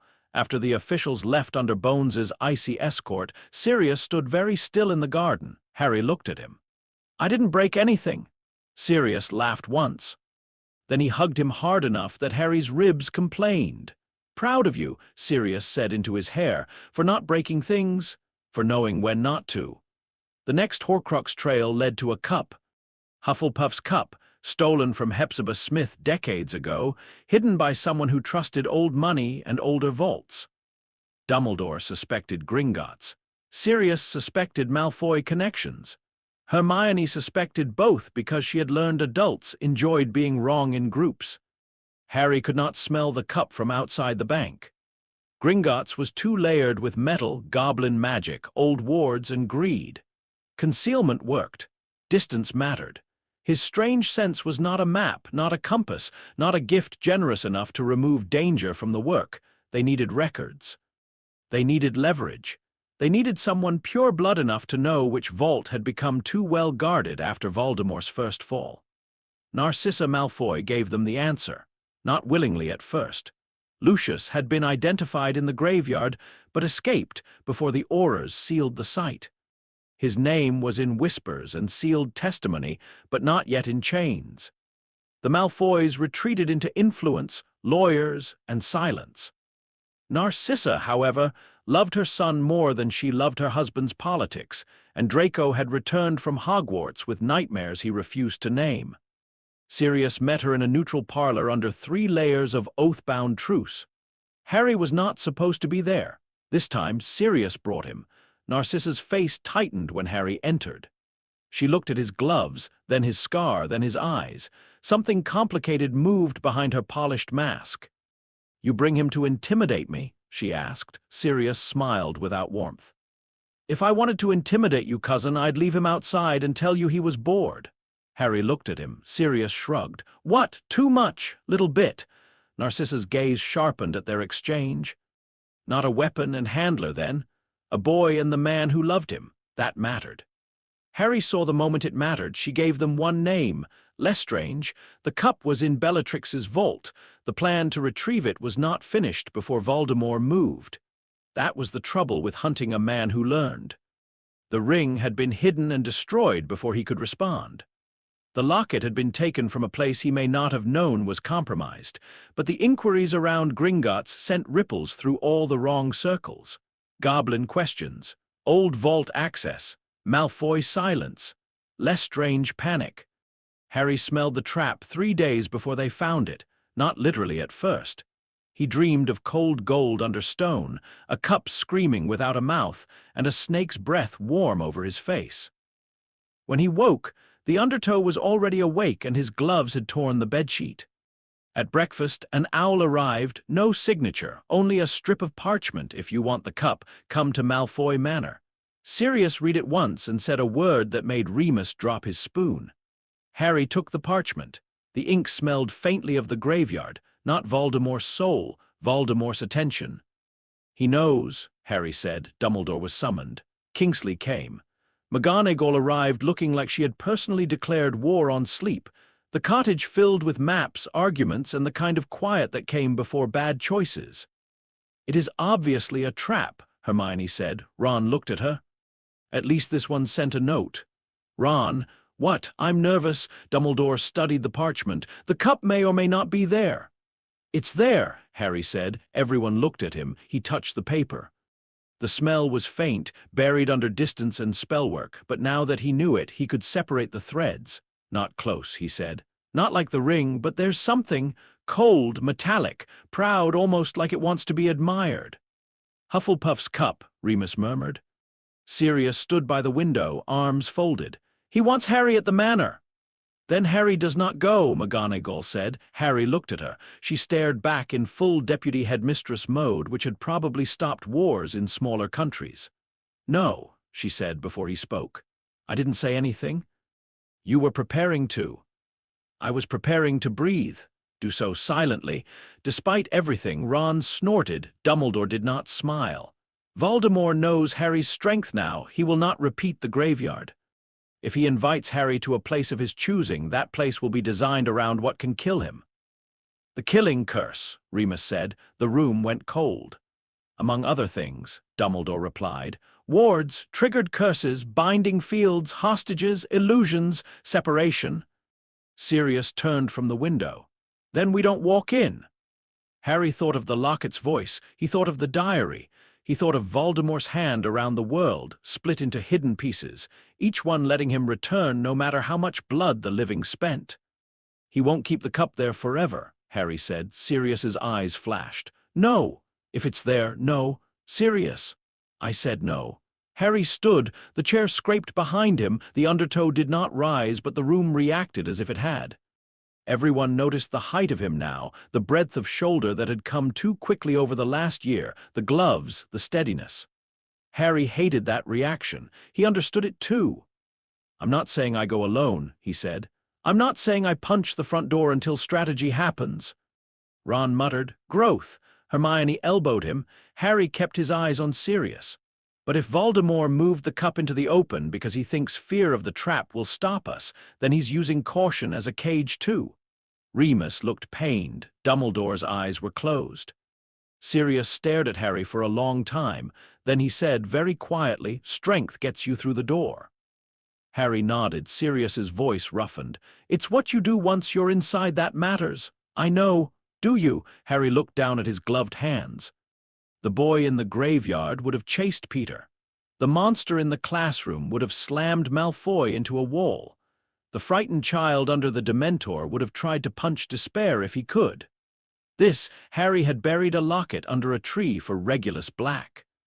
This Harry had watched Ron destroy a voice that knew exactly how to hurt him. This Harry had told the Ministry no without cracking the road beneath his feet. "I'm learning," Harry said. Sirius shut his eyes. That was not enough. It would have to be. By nightfall, the plan began forming around the shape of a terrible truth. Malfoy Manor was not a battlefield Harry could avoid forever. The cup was there, or near enough to make the trap worth springing. Voldemort had chosen the ground. That meant the next door belonged to him. And somewhere in Wiltshire, behind old gates, pure-blood portraits and wards designed by a man who now knew better than to stand within reach, a golden cup waited in the dark with a piece of a murderer's soul curled inside it. Harry went to bed late and did not sleep. The undertow lay quiet beneath his shoulders, not hungry, not patient, listening. Chapter 7, The Siege of Malfoy Manor. Harry Potter had always imagined Malfoy Manor would be ugly. This was unfair because it was beautiful. That made him hate it more. It rose out of the Wiltshire dark like wealth had learned to grow roots. Pale stone, tall windows, iron gates curled into shapes too delicate to be friendly. Moonlight silvered the roof. The lawns rolled out smooth and perfect, every hedge trimmed into obedience, every path arranged to imply that nature itself had accepted the Malfoy name and signed the proper forms. The place did not look like a fortress. That was the trick. Fortresses admitted they were afraid. Malfoy Manor pretended fear was something other people did. Harry stood beyond the outer wards with damp grass under his boots and dragon-hide gloves on his hands. The night wind carried old roses, wet stone, expensive smoke, and beneath it all the faint, cold breath of a Horcrux. The cup was inside. Not a dream, not a guess. Close enough now that the smell pressed at the back of his throat, wrong, metallic, proud. Hufflepuff's cup should have smelled like history, maybe earth, maybe the warm gold of a hearth. Voldemort's soul had turned it into a locked breath in a trophy room. Harry flexed his fingers. The gloves creaked.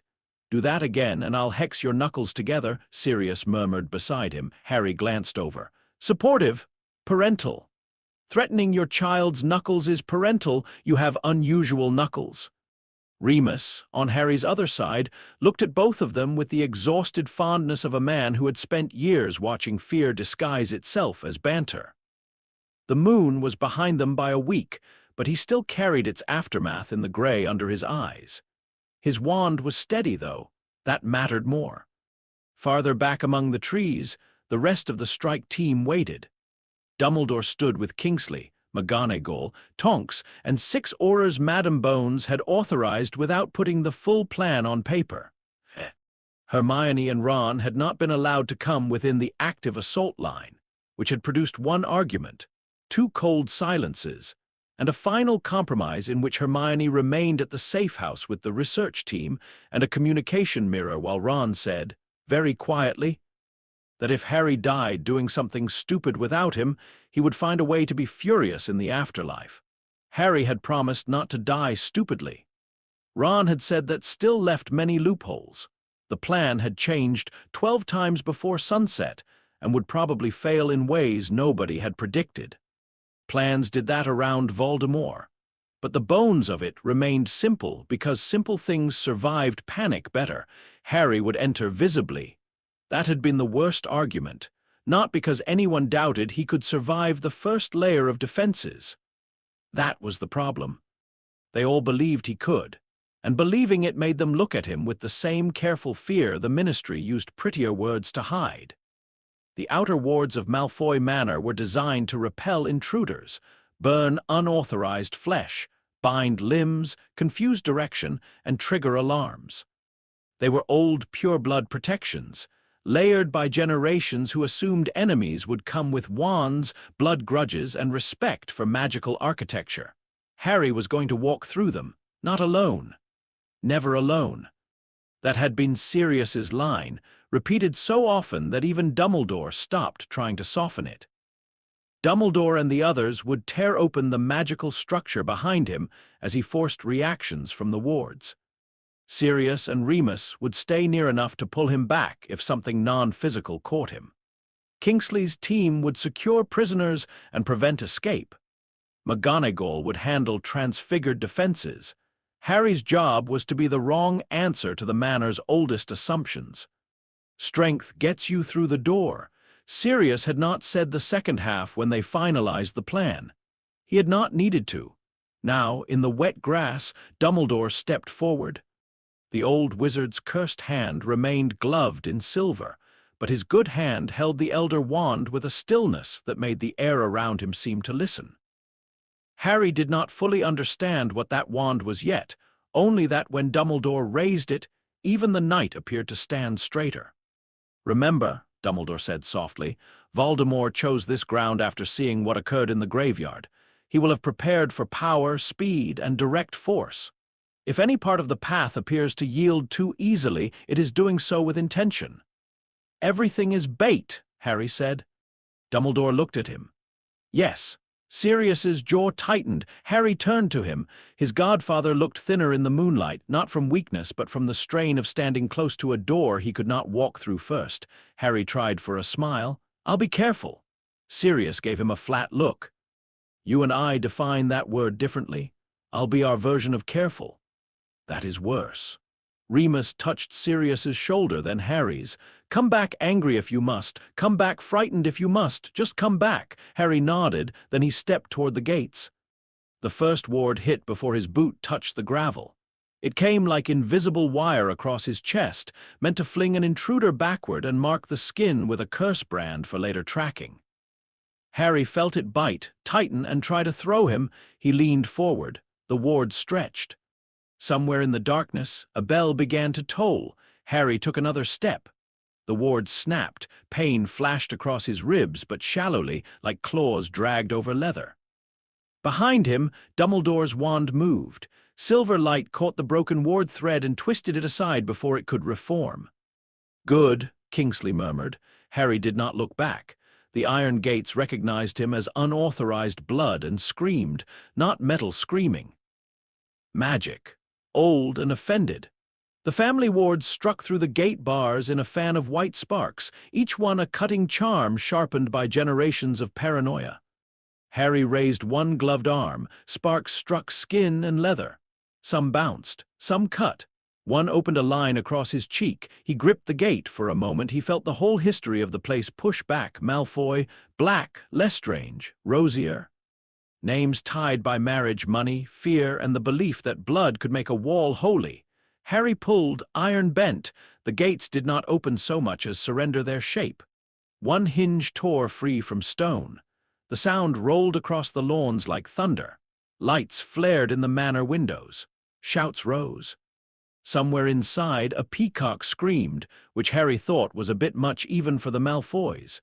Sirius barked a laugh behind him. Harry walked through. The lawn attacked. He should have expected that. The grass under his feet hardened into silver cords, wrapping around his ankles and calves. Rose vines lashed from decorative arches with thorns blackened by poison. Statues turned their marble heads. A pair of stone hounds unfolded from either side of the drive and lunged without barking. Harry moved, not full under toe. Not yet. He kept it low, controlled, a tide held under muscle. He tore one foot free, caught the first stone hound by the jaw, and drove it into the second hard enough to break both into gravel. The vines wrapped around his forearm and bit deep. Poison burned through the cuts, cold and slick. "Harry!" Remus shouted. "Poison!" Harry called back. Remus's countercharm struck the vines before they could tighten. Tonks sent a spray of red light over his shoulder, stunning two masked figures who had appeared near the front steps. McGonagall transfigured a charging marble serpent into sand without breaking stride. The strike team crossed the broken gate behind him. The manor stopped pretending. Wards rose like walls of colored glass. Purple binding fields, black nets of cursework, gold-edged family shields. Dumbledore cut through three with a single motion, but each severed charm woke two more. Malfoy Manor was not one spell. It was a family tree written in defenses, each branch ugly with inheritance. Harry hit the front steps at a run. The doors were oak, iron-banded, and almost certainly charmed. He kicked them. The doors exploded inward. For one heartbeat, the entrance hole beyond stood revealed in perfect, appalled silence. Marble floors, crystal chandelier, silver-framed portraits, a grand staircase sweeping upward with all the arrogance of a raised chin. Death Eaters in masks stood across the hall with wands lifted, frozen not because they lacked courage, but because the visual grammar of their lives had failed. Doors did not break inward at Malfoy Manor. People requested entrance. They were admitted, denied, or destroyed. Harry stepped over the threshold amid splinters. "Evening," he said. Someone fired. Then everyone fired. The entrance hall became light. Harry dropped under a green curse, felt another slice over his shoulder, and lunged into the nearest cluster. Shield charms flared. He broke the first with his elbow, the second with a thrown Death Eater, and the third by ripping a decorative marble pillar from its base and using it as a ram. It was not elegant. It was very effective. The rank and file broke first. They always did once he got close. Their masks made them look like an army until bodies started hitting walls. Then they became people who had expected power to remain at wand's length and discovered, too late, that distance could disappear. But the skilled ones held. Dolohov was there. Harry knew him from briefings and prison sketches. Narrow face, cruel mouth, the kind of duelist who did not waste magic on theater. His first curse did not hit Harry's body. It struck the floor ahead of him. The marble liquefied. Harry's left foot sank to the ankle. Dolohov's second curse aimed at Harry's throat. Harry tore his foot free with a sound like stone breaking and threw himself sideways. The curse missed, but opened a line of blood along his neck. Sirius's stunning spell hit Dolohov's shield from the left. Remus followed with a binding charm. Dolohov twisted, deflected both, and nearly took Remus's wand hand off with a silent cutter. Harry saw red, the undertow surged. "Harry!" Sirius snapped. Not warning, reminder. Harry changed direction. Instead of charging Dolohov directly, he smashed his fist into the marble floor. The impact cracked the liquefied patch outward and disrupted Dolohov's footing.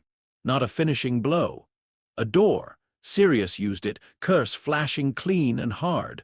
Dolohov's shield staggered. Remus's binding charm wrapped his wand arm. Kingsley stepped in from the side and stunned him through the gap. Dolohov fell. Harry breathed. Sirius met his eyes across the hall. That one, the look said. That was good. Harry almost smiled. Then Bellatrix Lestrange laughed from the stairs. "Look at you all," she sang. "So proud of teaching the beast table manners." Harry turned. Bellatrix stood halfway up the grand staircase in black robes, mask gone, hair wild around a face bright with devotion and madness. Behind her, Lucius Malfoy stood pale and rigid, wand in hand, looking as though his own home had betrayed him by becoming a battlefield. Narcissa was nowhere visible. Draco was nowhere visible. Good, Harry thought. Then he smelled the cup more strongly, upstairs, close. Bellatrix saw recognition move across his face. Her smile widened. "Looking for something, little monster?" Harry's gloves creaked. "You're in the way." "Oh, I hoped you'd say that," she cast. Not at him, at the chandelier. It shattered into a rain of crystal, each shard catching dark magic as it fell. Harry crossed his arms over his head. Shards struck and cut. Behind him, McGonagall turned half the falling glass into water before it reached the aurors. Dumbledore's shield caught the rest. Bellatrix used the distraction to vanish. Harry was already moving toward the stairs. Sirius caught his sleeve. "No chasing alone. She has the cup." "Then she is bait carrying tableware." Harry nearly snapped. The smell of the Horcrux pulled at him, cold and foul and close. Every second it remained intact was another second Voldemort's soul clung to the world. Every step delayed felt like cowardice disguised as strategy. Remus's voice came from behind. "Harry!" He stopped. That was the victory. Not a large one, not visible to anyone else, but he stopped. The staircase changed. The steps flattened into a smooth black ramp and then folded upward like a closing jaw. Harry grabbed Sirius and shoved him backward before the marble teeth snapped shut where they had stood. Remus cut the charm. McGonagall transfigured the lower steps into wood, which resisted the Malfoy family magic just long enough for Harry to punch through the hinge of the spell. The staircase collapsed into something climbable. "Bait," Sirius said, slightly breathless. Harry swallowed.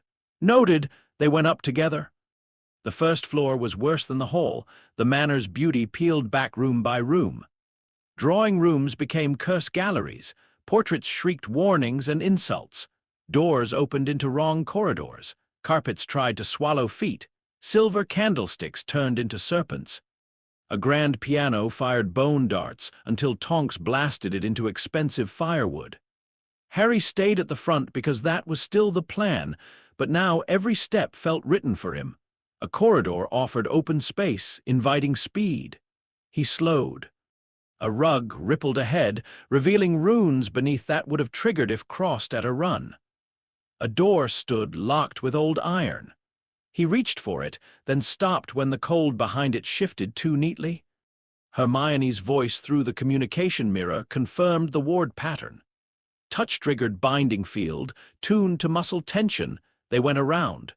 Voldemort was not there, but his mind was everywhere.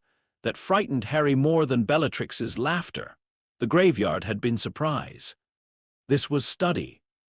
Voldemort had taken everything he learned from Harry's first victory and turned it into architecture. Do not stand close, do not allow straight lines, do not rely on pain. Attack breath, direction, attention, affection. Make strength choose wrong. By the time they reached the family gallery, Harry's arms bled from a dozen cuts. Poison still burned along one forearm, and the undertow had risen enough that the demon back pressed visibly beneath his torn shirt. The gallery stretched long and high, lined with portraits of Malfoy ancestors pretending not to be terrified. At the far end stood Bellatrix. In one hand, she held a golden cup. In the other, she held Narcissa Malfoy by the hair, wand pressed to her throat. Lucius stood frozen halfway between them and the strike team, wand lowered, face destroyed by helplessness. Draco crouched behind an overturned display case, white-faced and shaking. Harry stopped so suddenly Sirius nearly collided with him. The cup's wrongness hit like rot in the lungs. Hufflepuff's cup, Voldemort's soul. There, visible, reachable, and Narcissa in front of it, Bellatrix smiled. Family reunions are always so emotional, Lucius whispered. Bella, she ignored him. Harry's hands opened slowly. What do you want? Dumbledore asked. Bellatrix's eyes shone. My lord wants many things. Your lord is hiding, Sirius said. Her gaze snapped to him, feverish and delighted. Blood traitor, always barking, Sirius smiled. Still house-trained better than you. For half a second, Bellatrix's wand twitched toward him. Narcissa made a tiny sound. Lucius flinched. Harry saw the lines of the room. Bellatrix, Narcissa. Cup, distance, portrait frames, glass cases, Sirius at his left, Remus behind, Dumbledore too far to disarm without risking the hostage. Harry could cross the gallery. He could. The undertow knew it with absolute certainty. Bellatrix knew it too. Come on, she whispered. Show them. Save the pretty ant. Break the mad one. Isn't that how this works? Harry did not move. What you do once you're inside, Sirius said, so softly only Harry heard. Harry looked at Draco. The boy stared back, fear, hatred, shame. Pleading, though he would have died before naming it. Harry took one slow breath, then he looked at Lucius. Do you want your family alive? Lucius's mouth opened, no sound came. Do you? Harry snapped. Lucius flinched. Yes. Then duck. Lucius dropped. Harry did not run at Bellatrix. He ran at the wall. The portrait screamed as he hit the gallery paneling beside them with both fists.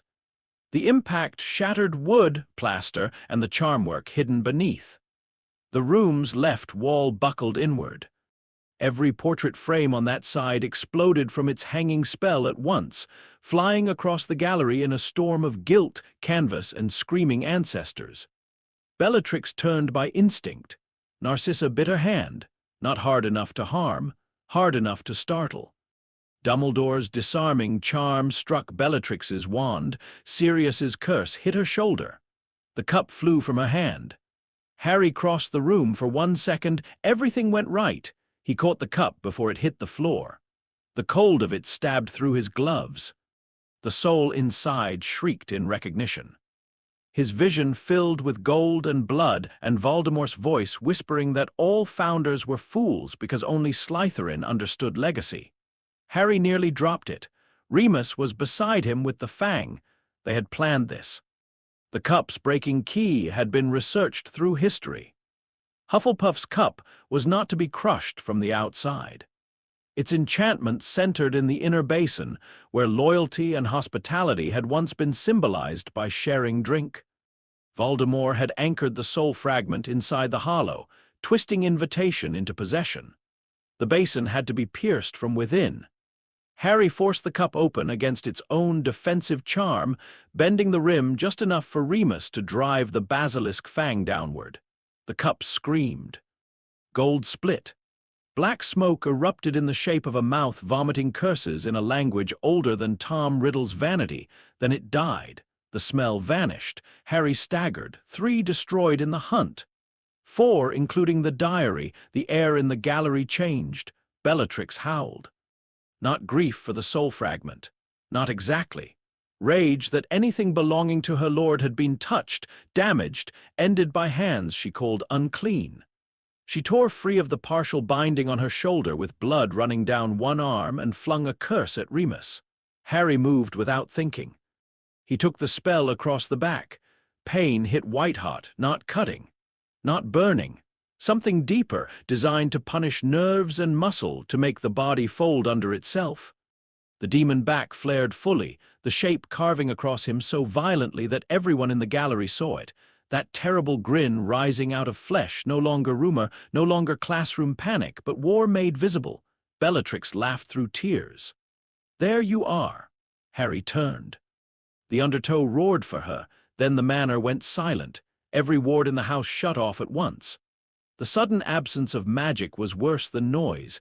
Dumbledore's head snapped up. Remus whispered, "No." Sirius grabbed Harry's arm. "Back! Too late." The threshold at the far end of the gallery turned green, not light exactly, intent. The walls opened. Wands emerged from hidden slots in the paneling. Not decorative, not held by living hands. Bound wands, each set into carved bone sockets, each one humming with stored spellwork, and a single guiding will threaded through them from somewhere far beyond the manor. Voldemort had not trusted followers to cast the killing blow. He had built a room that could aim. "Down," Dumbledore shouted. The first killing curse fired. Harry moved. It passed over his shoulder and struck a portrait, which died so completely the canvas became blank. The second fired from the left. Harry shoved Remus flat. The curse missed Remus by an inch and killed the floorboards where he had stood. The third and fourth fired together, not at Harry, at Sirius. Harry's world narrowed. He saw Sirius turning, wand lifting, too slow because no one was fast enough when death came from 2 angles at once. He saw the green lines crossing toward his godfather's chest. He saw with perfect and terrible clarity that he could dodge for himself or move into both paths. The killing curse always kills if it connects solidly, no exceptions. Harry jumped anyway. He did not take the curses. Even the undertow understood that was death. Instead, he hit Sirius from the side with all the controlled force he had spent years learning to withhold. Not a gentle push. Not safe. Safe was gone. He tackled Sirius out of the crossing path and felt one curse pass so close it burned cold along his spine without touching. The other struck the stone column behind them and killed it. The column cracked, blackened, and collapsed. Harry and Sirius hit the ground hard, too hard. Sirius cried out. Harry rolled off him, horror cutting through battle fog. "Sirius!" "Shoulder," Sirius gasped. "Just shoulder." It was not just shoulder. His arm hung wrong. Blood darkened his sleeve where bone had torn skin. But he was alive. Alive mattered. The room kept firing. Dumbledore moved like lightning made human. His wand carved golden arcs through the air, severing guiding threads, transfiguring wall panels into shields, pulling people out of lines of death. McGonagall turned half the floor into rising stone barriers. Kingsley dragged Narcissa and Draco behind cover. Lucius, shaking, cast a shield over his family that would not have stopped a killing curse but might stop debris, and perhaps that was the first honest magic he had cast all night. Harry tried to stand. His legs failed. The curse Bellatrix had hit him with burned through his back. The demon back flickered, unstable. The undertow surged and collapsed, like a tide meeting rocks it could not break. Sirius grabbed his wrist with his good hand. "Move!" Harry forced himself up.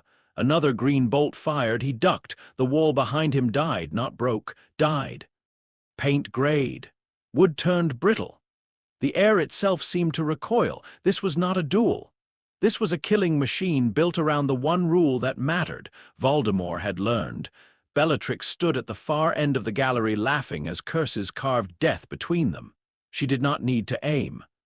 The room aimed. She only needed to keep them inside long enough. "Your lord hides behind furniture now," Sirius shouted through clenched teeth. The answer came from everywhere. Voldemort's voice flowed through the manor walls, high and cold. "I hide behind knowledge, Sirius. A concept your family has historically struggled to value." Sirius's face twisted. Harry looked around, trying to locate the source, but the voice was only voice.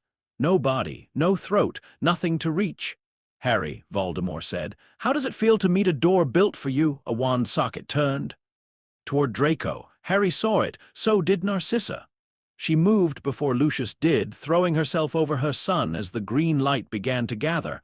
Harry did not think. He tore a dead stone shield from the floor and hurled it, not at the curse, at the wand. The stone struck the panel a fraction before firing. The wand's angle shifted. The killing curse shot upward through the ceiling and disappeared into the night. The socket exploded. The backlash tore the gallery apart. Harry hit the floor again. Dust filled his mouth. His ears rang. When he pushed himself up, half the far wall was gone, opening into a side chamber lined with black stone and runes that pulsed like veins. The trap's heart, not the cup, not Bellatrix. A ward core designed to cycle stored curses through bound wands. Voldemort had hidden it behind family portraits because of course he had. Pride as camouflage. Dumbledore saw it, so did Harry. "No," Voldemort's voice said, softer now. Harry ran. Bellatrix lunged to stop him. Remus caught her with a binding charm around the ankle. She slashed it apart, but it cost her a second.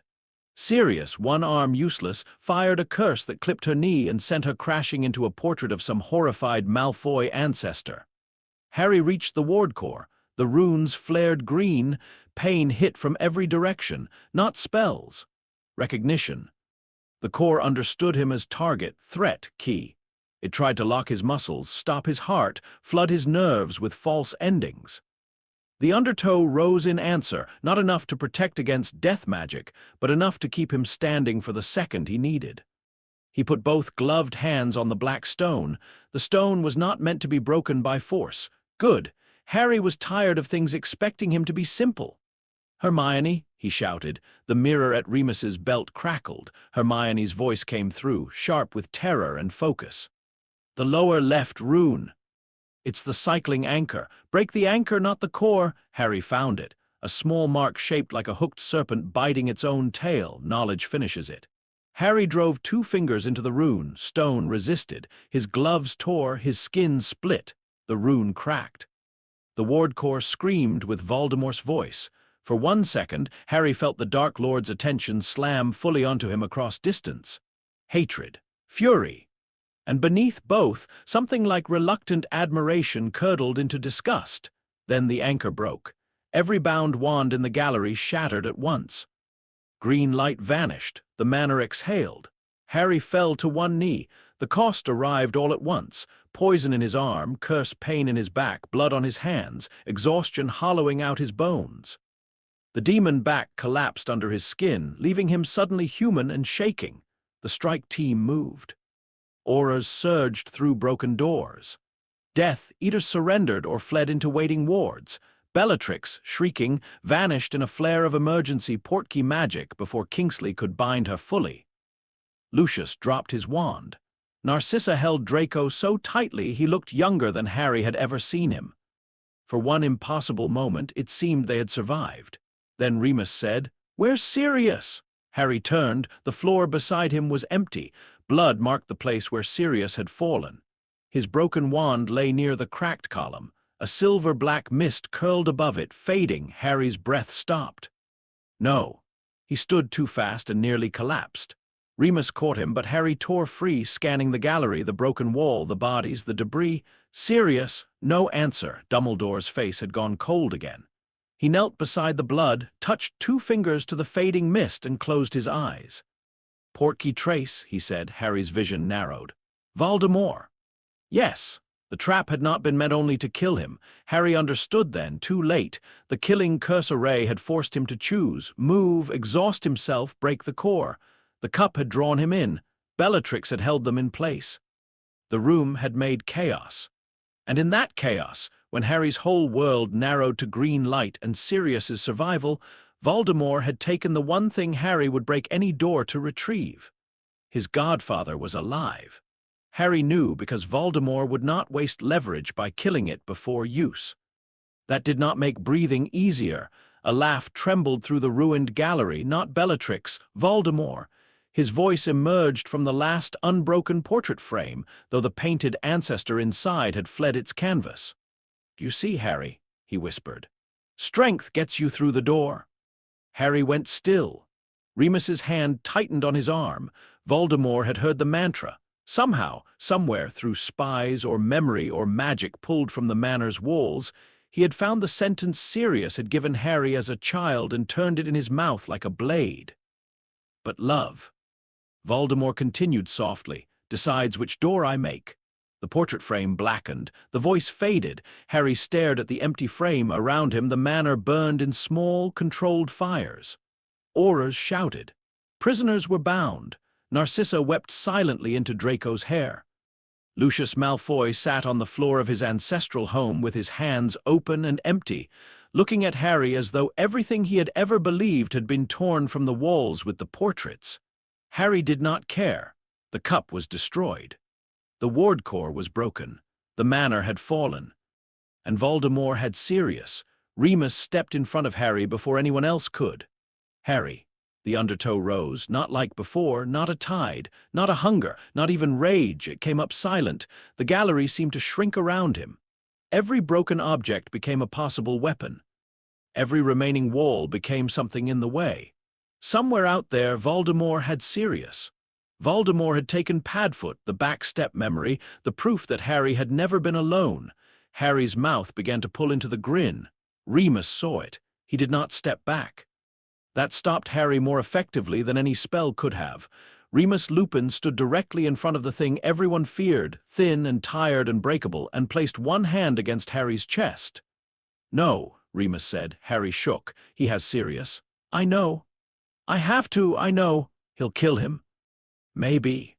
The honesty hit harder than comfort. Remus's voice broke and held anyway. "And if you run now, you run through every door Voldemort has built exactly as he wants you to. He took Sirius because he knows what you love. Do not let him decide what love makes you." Harry's breath came sharp and uneven.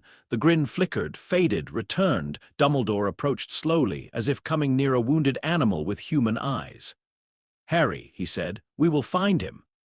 Harry laughed once, ragged and awful. "Before or after Voldemort sends instructions?" No one answered. Because they all knew the answer. Voldemort did not make them wait long. An owl arrived before dawn at the safe house. It carried no letter. Only a strip of black cloth from Sirius's coat, a blood-stained silver button, and a small mirror shard charmed to hold one image. Harry took it with hands that no longer wore gloves. The dragon hide had torn apart on the ward core. His fingers were bandaged, bare at the knuckles. The mirror shard cleared. Sirius appeared in it, alive. Bound to a chair in a room of pale stone, face bruised, broken arm splinted badly, blood dried at his temple. He looked exhausted and furious and so unmistakably himself that Harry almost dropped the shard. Sirius's eyes moved, unfocused at first, then sharpened as if he knew somehow that Harry was watching. He smiled, small, crooked, infuriatingly brave. "Don't do anything stupid," the image said, then the shard darkened. On the back, words burned into the glass. "Come alone, Harry, and bring no wand." Beneath that, in smaller writing, "You may keep the gloves if you have any left." Harry stared at the words until they blurred. Ron swore softly behind him. Hermione covered her mouth. Remus looked as if the world had found the one wound it had not yet used and pressed both thumbs into it. Dumbledore's face was unreadable. Harry closed his hand around the shard carefully enough not to break it. That care hurt more than rage. "No wand," Harry said. Sirius's mantra moved through him, bruised but alive. "Strength gets you through the door." Voldemort had built the next door out of love. Harry looked down at his bare, bandaged hands. For the first time since Sirius had given him the first cracked pair, he had no gloves to wear, no symbol, no leather reminder, only the choice itself. and somewhere in the dark, Lord Voldemort waited for him to make the wrong one. Chapter 8. A New World Order. Harry did not sleep after Voldemort's message arrived. No one did, but Harry made the mistake of lying down first. That lasted 7 minutes. The safe house was an old farmhouse Dumbledore had borrowed from a witch who had owed him a favor since 1943, and apparently considered housing half a resistance movement after a siege an acceptable repayment. It sat behind layered wards in the north, surrounded by wet fields and low stone walls. The kitchen was too small for the number of frightened people inside it. Every chair had someone in it. Every corner held whispers. Sirius was alive. The mirror shard had proved that much. Alive, injured, bound, and in Voldemort's hands. The image had lasted 9 seconds. Harry had counted. 9 seconds of bruised face, badly splinted arm, blood at Sirius's temple, and that infuriating smile that had tried to make courage out of pain, because Sirius Black had never learned how to be afraid in a sensible way. Don't do anything stupid. Harry had heard the words even after the mirror darkened. They echoed every time the undertow stirred. Don't do anything stupid. It was an unreasonable request from a man who had once tried to fight a cursed wardrobe because it hissed at Harry when he was 6. Harry sat at the kitchen table with the message in front of him. Come alone, Harry, and bring no wand. You may keep the gloves if you have any left. He had read that line so many times it had stopped being words and become a pressure behind his eyes. His hands were bare except for bandages. That bothered him more than the cuts. The gloves had been ruined in Malfoy Manor when he broke the ward core. The dragonhide had split, burned, and torn until there was not enough left for symbolism or stitching. Sirius had given him gloves again and again, not because Harry needed armor, but because he needed the reminder. Hands were for more than breaking things. Now he had only hands. Maybe Voldemort knew that. Maybe that was the point. Ron sat opposite him, pale and awake past exhaustion. Hermione stood by the window with 3 books open on the sill and one held in her hands, though Harry doubted she was reading any more. Remus had not sat down since the mirror arrived. He stood near the hearth, shoulders bowed, one hand around his wand so tightly his knuckles were white. Dumbledore was very quiet. Harry distrusted that most of all. Narcissa Malfoy broke the silence. He used the cabinet. Everyone turned. She sat at the far end of the kitchen, immaculate even in shock, with Draco beside her and Lucius under guard in the next room. Draco had not spoken since the manor except to answer direct questions in a voice that sounded younger than it should have. Now he looked at his mother sharply. Narcissa's face did not change. The vanishing cabinet, she said. There was one in the manor, damaged for years. Bellatrix had it repaired under my husband's nose. I thought it was meant for escape. Dumbledore's eyes sharpened. The twin, Draco swallowed. Hogwarts! The kitchen tightened around the word. Harry looked at him. Draco flinched, then hated himself for it visibly. In the room, he said. The room of hidden things. I saw it once. Years ago. Everyone hides things there. Hermione turned from the window so quickly one of the books fell. The room of requirement, she whispered. Dumbledore closed his eyes for a moment. Harry felt the shape of the next door appear. Hogwarts? Of course, Voldemort would choose Hogwarts. Not openly. Not through the front gates with banners and an army. Voldemort had learned. He would choose a place inside the castle that was not quite inside any map, a place that became what a person needed and kept secrets because secrets were its nature.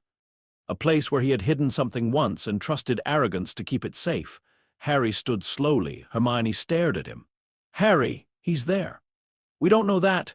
Yes, Harry said. We do. Remus turned. Why? Harry touched the mirror shard, not with the cut fingers. With the back of one bandaged knuckle, careful, as if care itself could keep him human. Pale stone, he said. No windows, echo in Sirius's voice, and the smell. Dumbledore looked up. Harry's throat tightened. There was something else under the blood, not Nagini. I know what she feels like from the manor dreams. Warm wrong, living wrong. This was cold, metal old, hidden under piles of dust. Hermione's face changed. Ravenclaw's diadem, she said. Ron blinked. The what? A lost relic. Hermione said, words gaining speed because fear had finally found work. Helena Ravenclaw, the Grey Lady.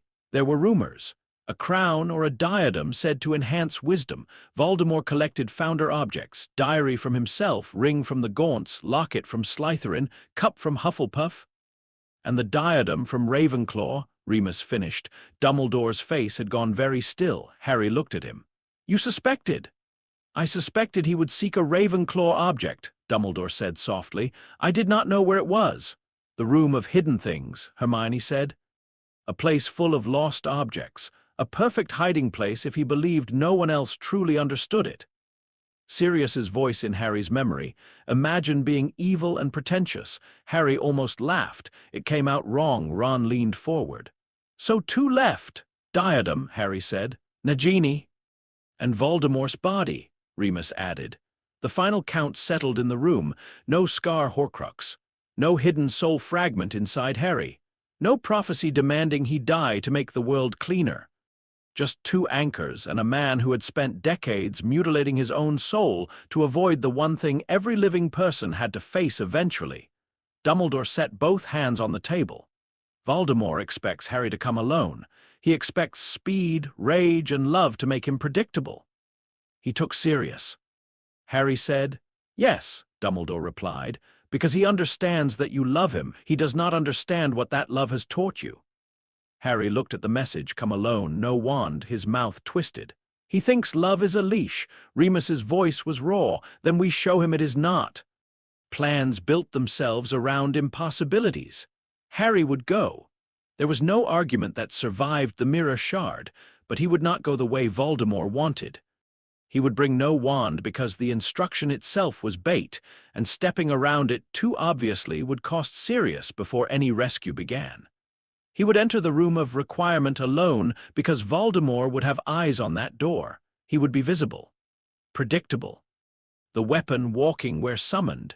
Everyone else would come through what Voldemort ignored, house elf magic. The room's other needs. The arrogance of a man who respected wandwork, blood, fear, and power, but never service freely given. Creature listened from the doorway while the plan formed. The old house elf had become quieter since the locket. Not kind, not soft, but changed in the way stone changed after weather found a crack. Sirius burying Regulus's story under a tree had done something no order could have managed. When Dumbledore mentioned house elf access, Creature stepped forward.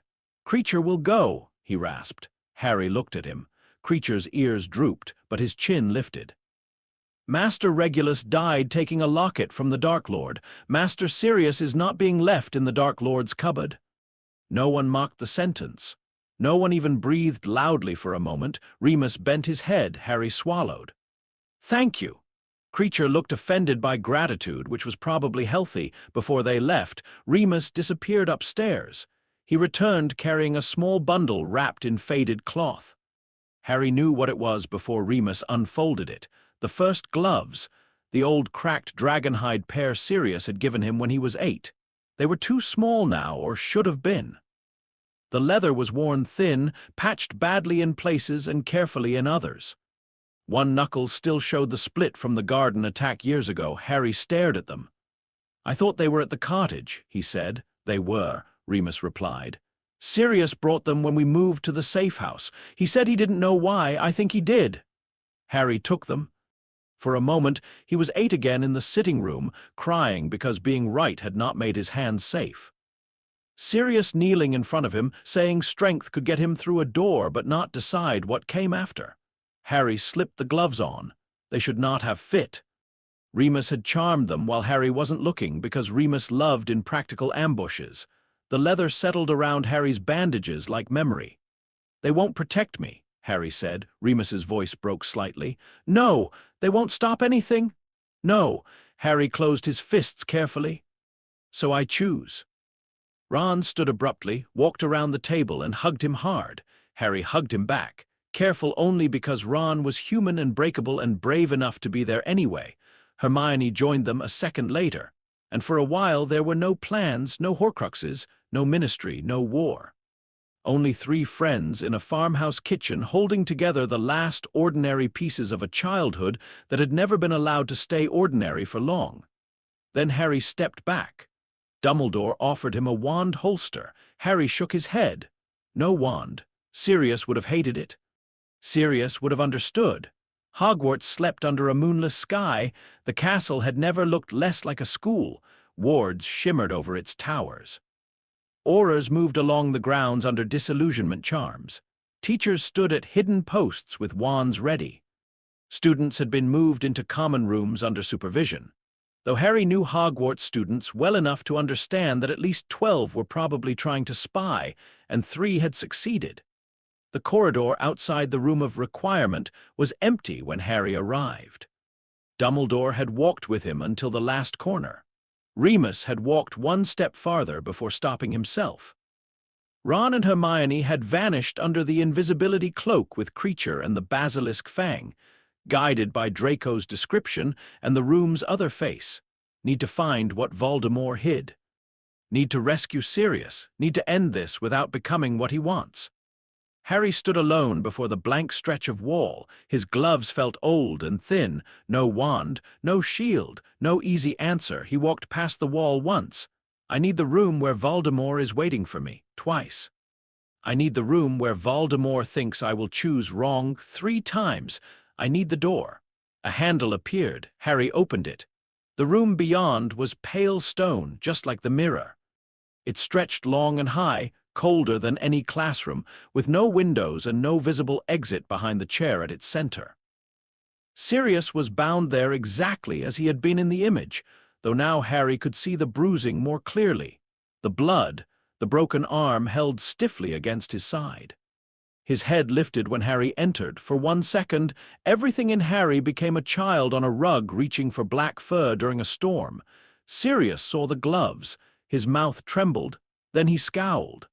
I said, don't do anything stupid. Harry's voice came out steadier than he felt. This is the revised version. Terrible revision. Your notes were vague. A soft laugh came from the shadows. Voldemort stepped into view. He wore black robes, simple and severe. His body had healed from the graveyard, though not perfectly. Harry noticed because the undertow noticed. One shoulder held a fraction too stiff.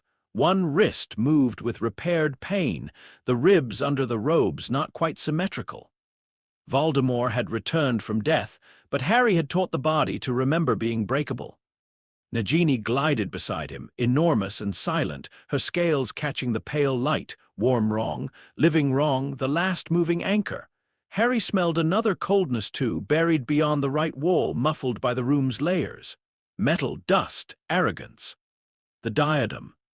Hermione and Ron would have to find it before Voldemort understood what Harry had understood. Voldemort smiled. You obeyed. Harry spread his empty hands. No wand. How touching. The good son arrives as instructed. Sirius strained against the ropes. Harry, don't listen to... Voldemort flicked his wand. Sirius choked as the bindings tightened across his throat. Harry did not move. That was the hardest thing he had ever done. The undertow rose so fast his vision sharpened white at the edges. One step. One leap. One hand around Voldemort's wand arm, the other at his throat. The distance was not enough. The room was not enough. Nothing was enough to keep Harry from him if he chose to move.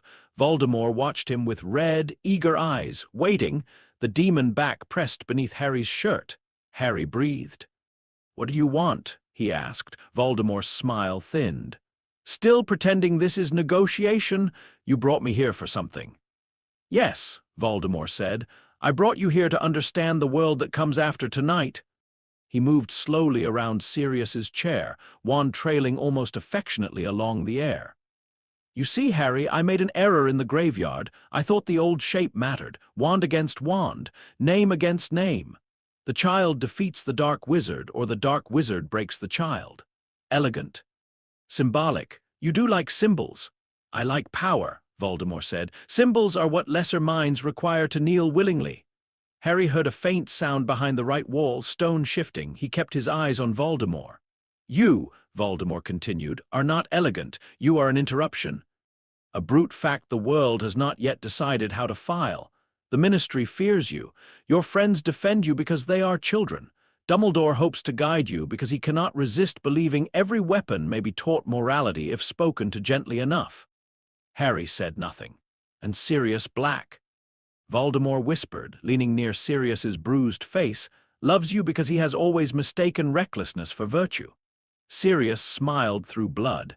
"And you still smell like graveyard soup." Harry's mouth twitched. Voldemort's wand pressed lightly under Sirius's jaw. The smile vanished. "There," Voldemort said, looking back at Harry. "That is the leash."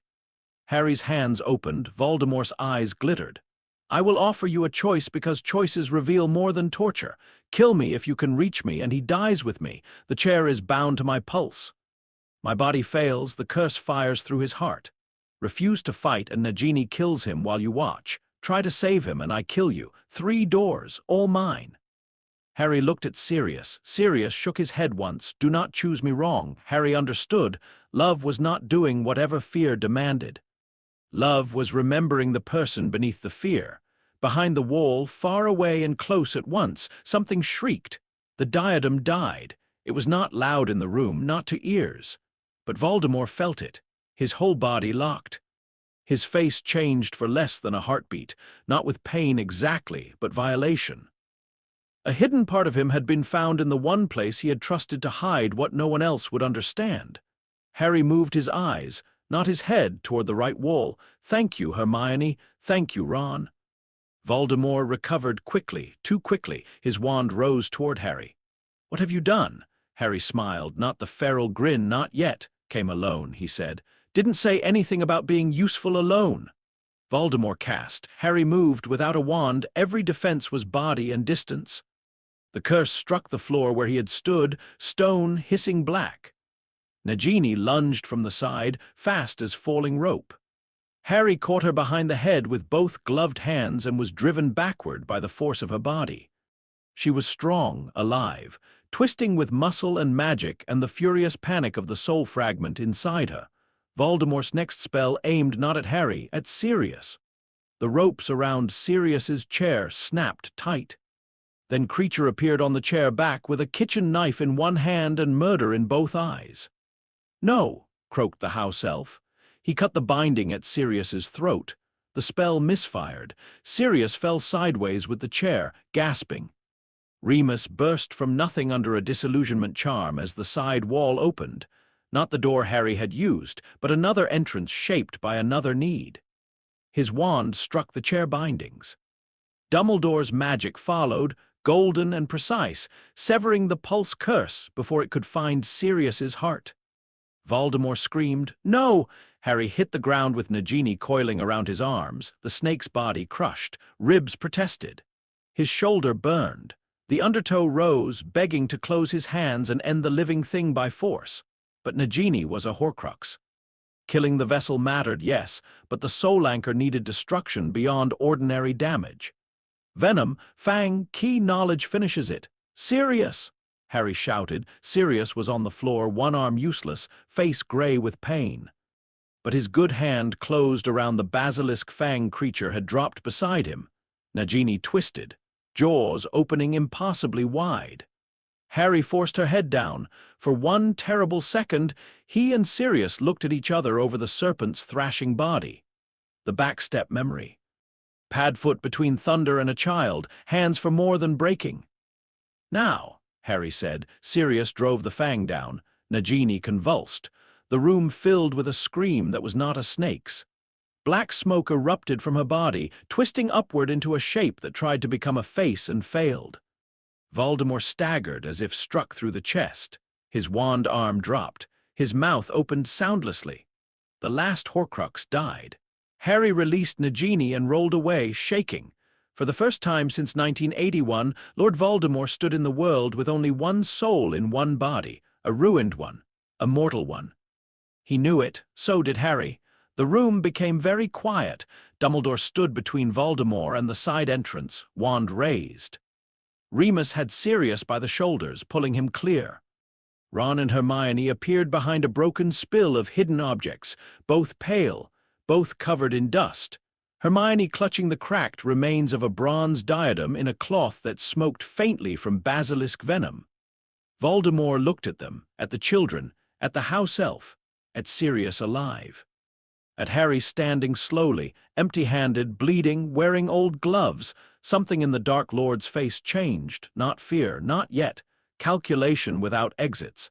Harry could reach him. Dumbledore could duel him. The anchors were gone, his followers were scattered, his hostage was rescued. Every contingency he had built around other people's predictability had failed, because he had never understood that love could coordinate instead of merely panic. Harry stepped forward. Voldemort's wand snapped toward him. Avada. Harry moved before the curse formed, not forward but sideways, behind a fallen stone plinth.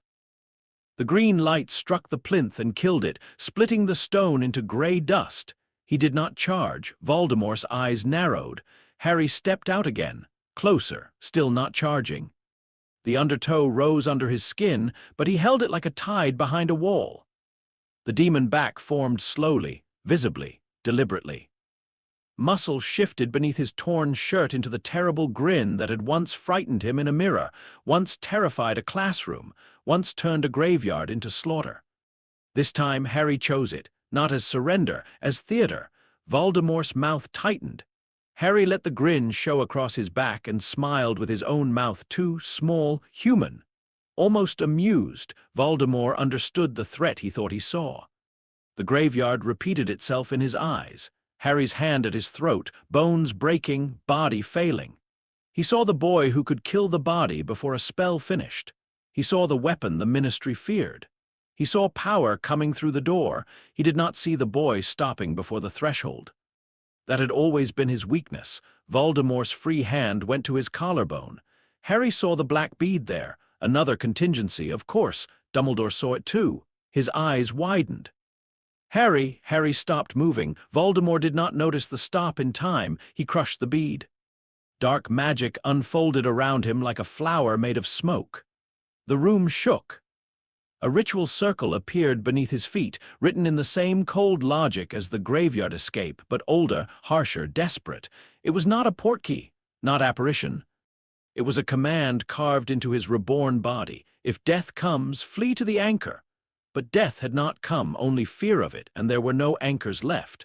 The spell reached outward. It found no diary, no ring, no locket, no cup, no diadem, no snake, no scar, nothing.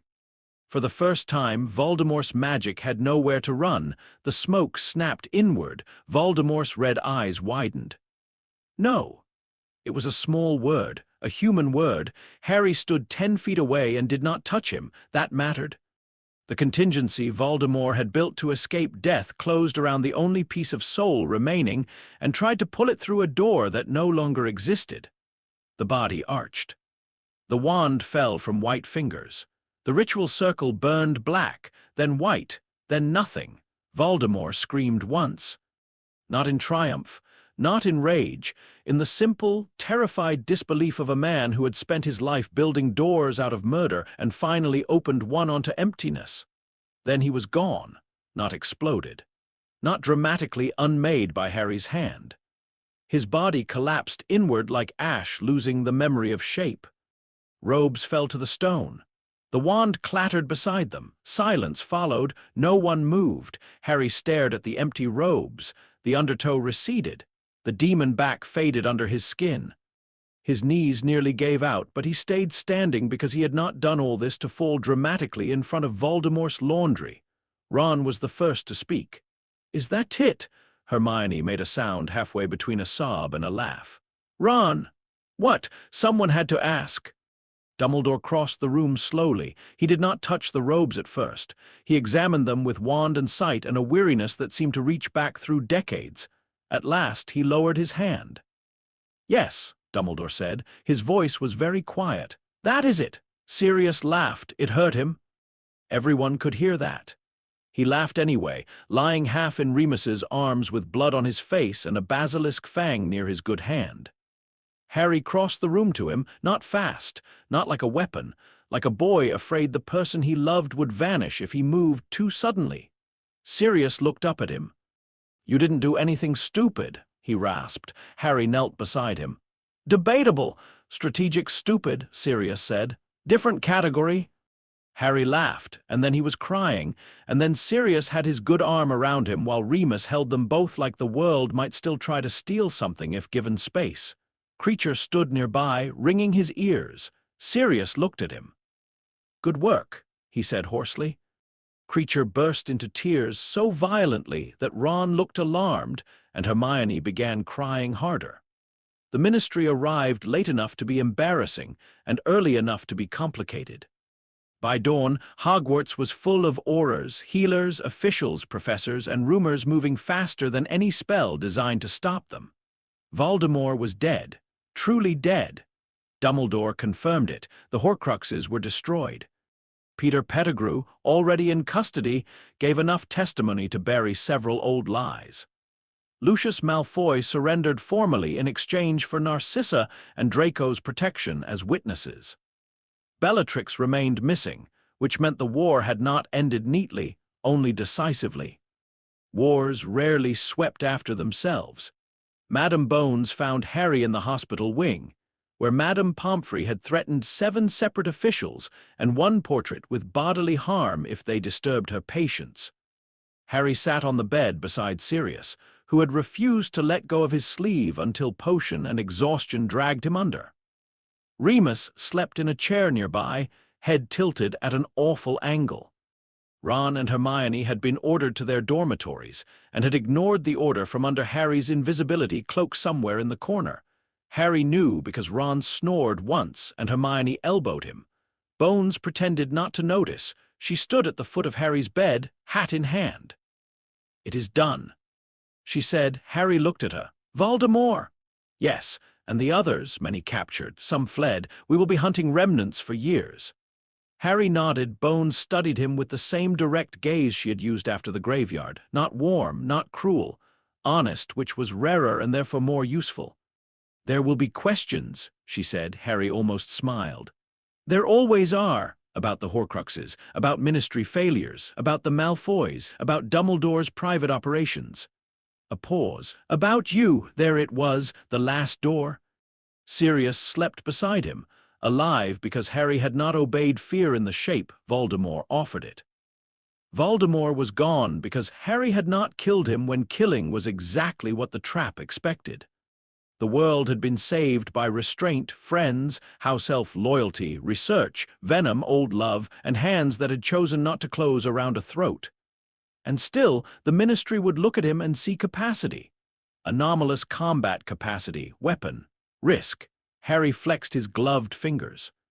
The old dragonhide creaked softly. "I'm not going into a cage," he said. Bones did not insult him by pretending not to understand. "No," she said, "you are not. But some people will want one." "Yes, will you?" Bones was silent for a long moment. "No," she said at last. "But I will want laws strong enough that no frightened official thinks children can be seized and called assets. I will want oversight over people who believed fear gave them ownership. I will want testimony. I will want truth." Harry looked at her. "That sounds like work." "Most decent things are." From the corner, Ron whispered, "That one's also going on a badge." Hermione shushed him. Bones's mouth twitched. Harry leaned back against the pillows, exhausted down to bone. "I'll testify when Sirius wakes up, and Remus, and my friends sit where I can see them. Reasonable. And no one calls me a weapon." Bones put her hat back on, also reasonable. She left. The world did not become kind by lunchtime. That would have been suspicious. The prophet printed victory in letters large enough to make subtlety resign. By the second edition, it had already begun asking what Harry Potter's extraordinary inheritance meant for Wizarding Britain.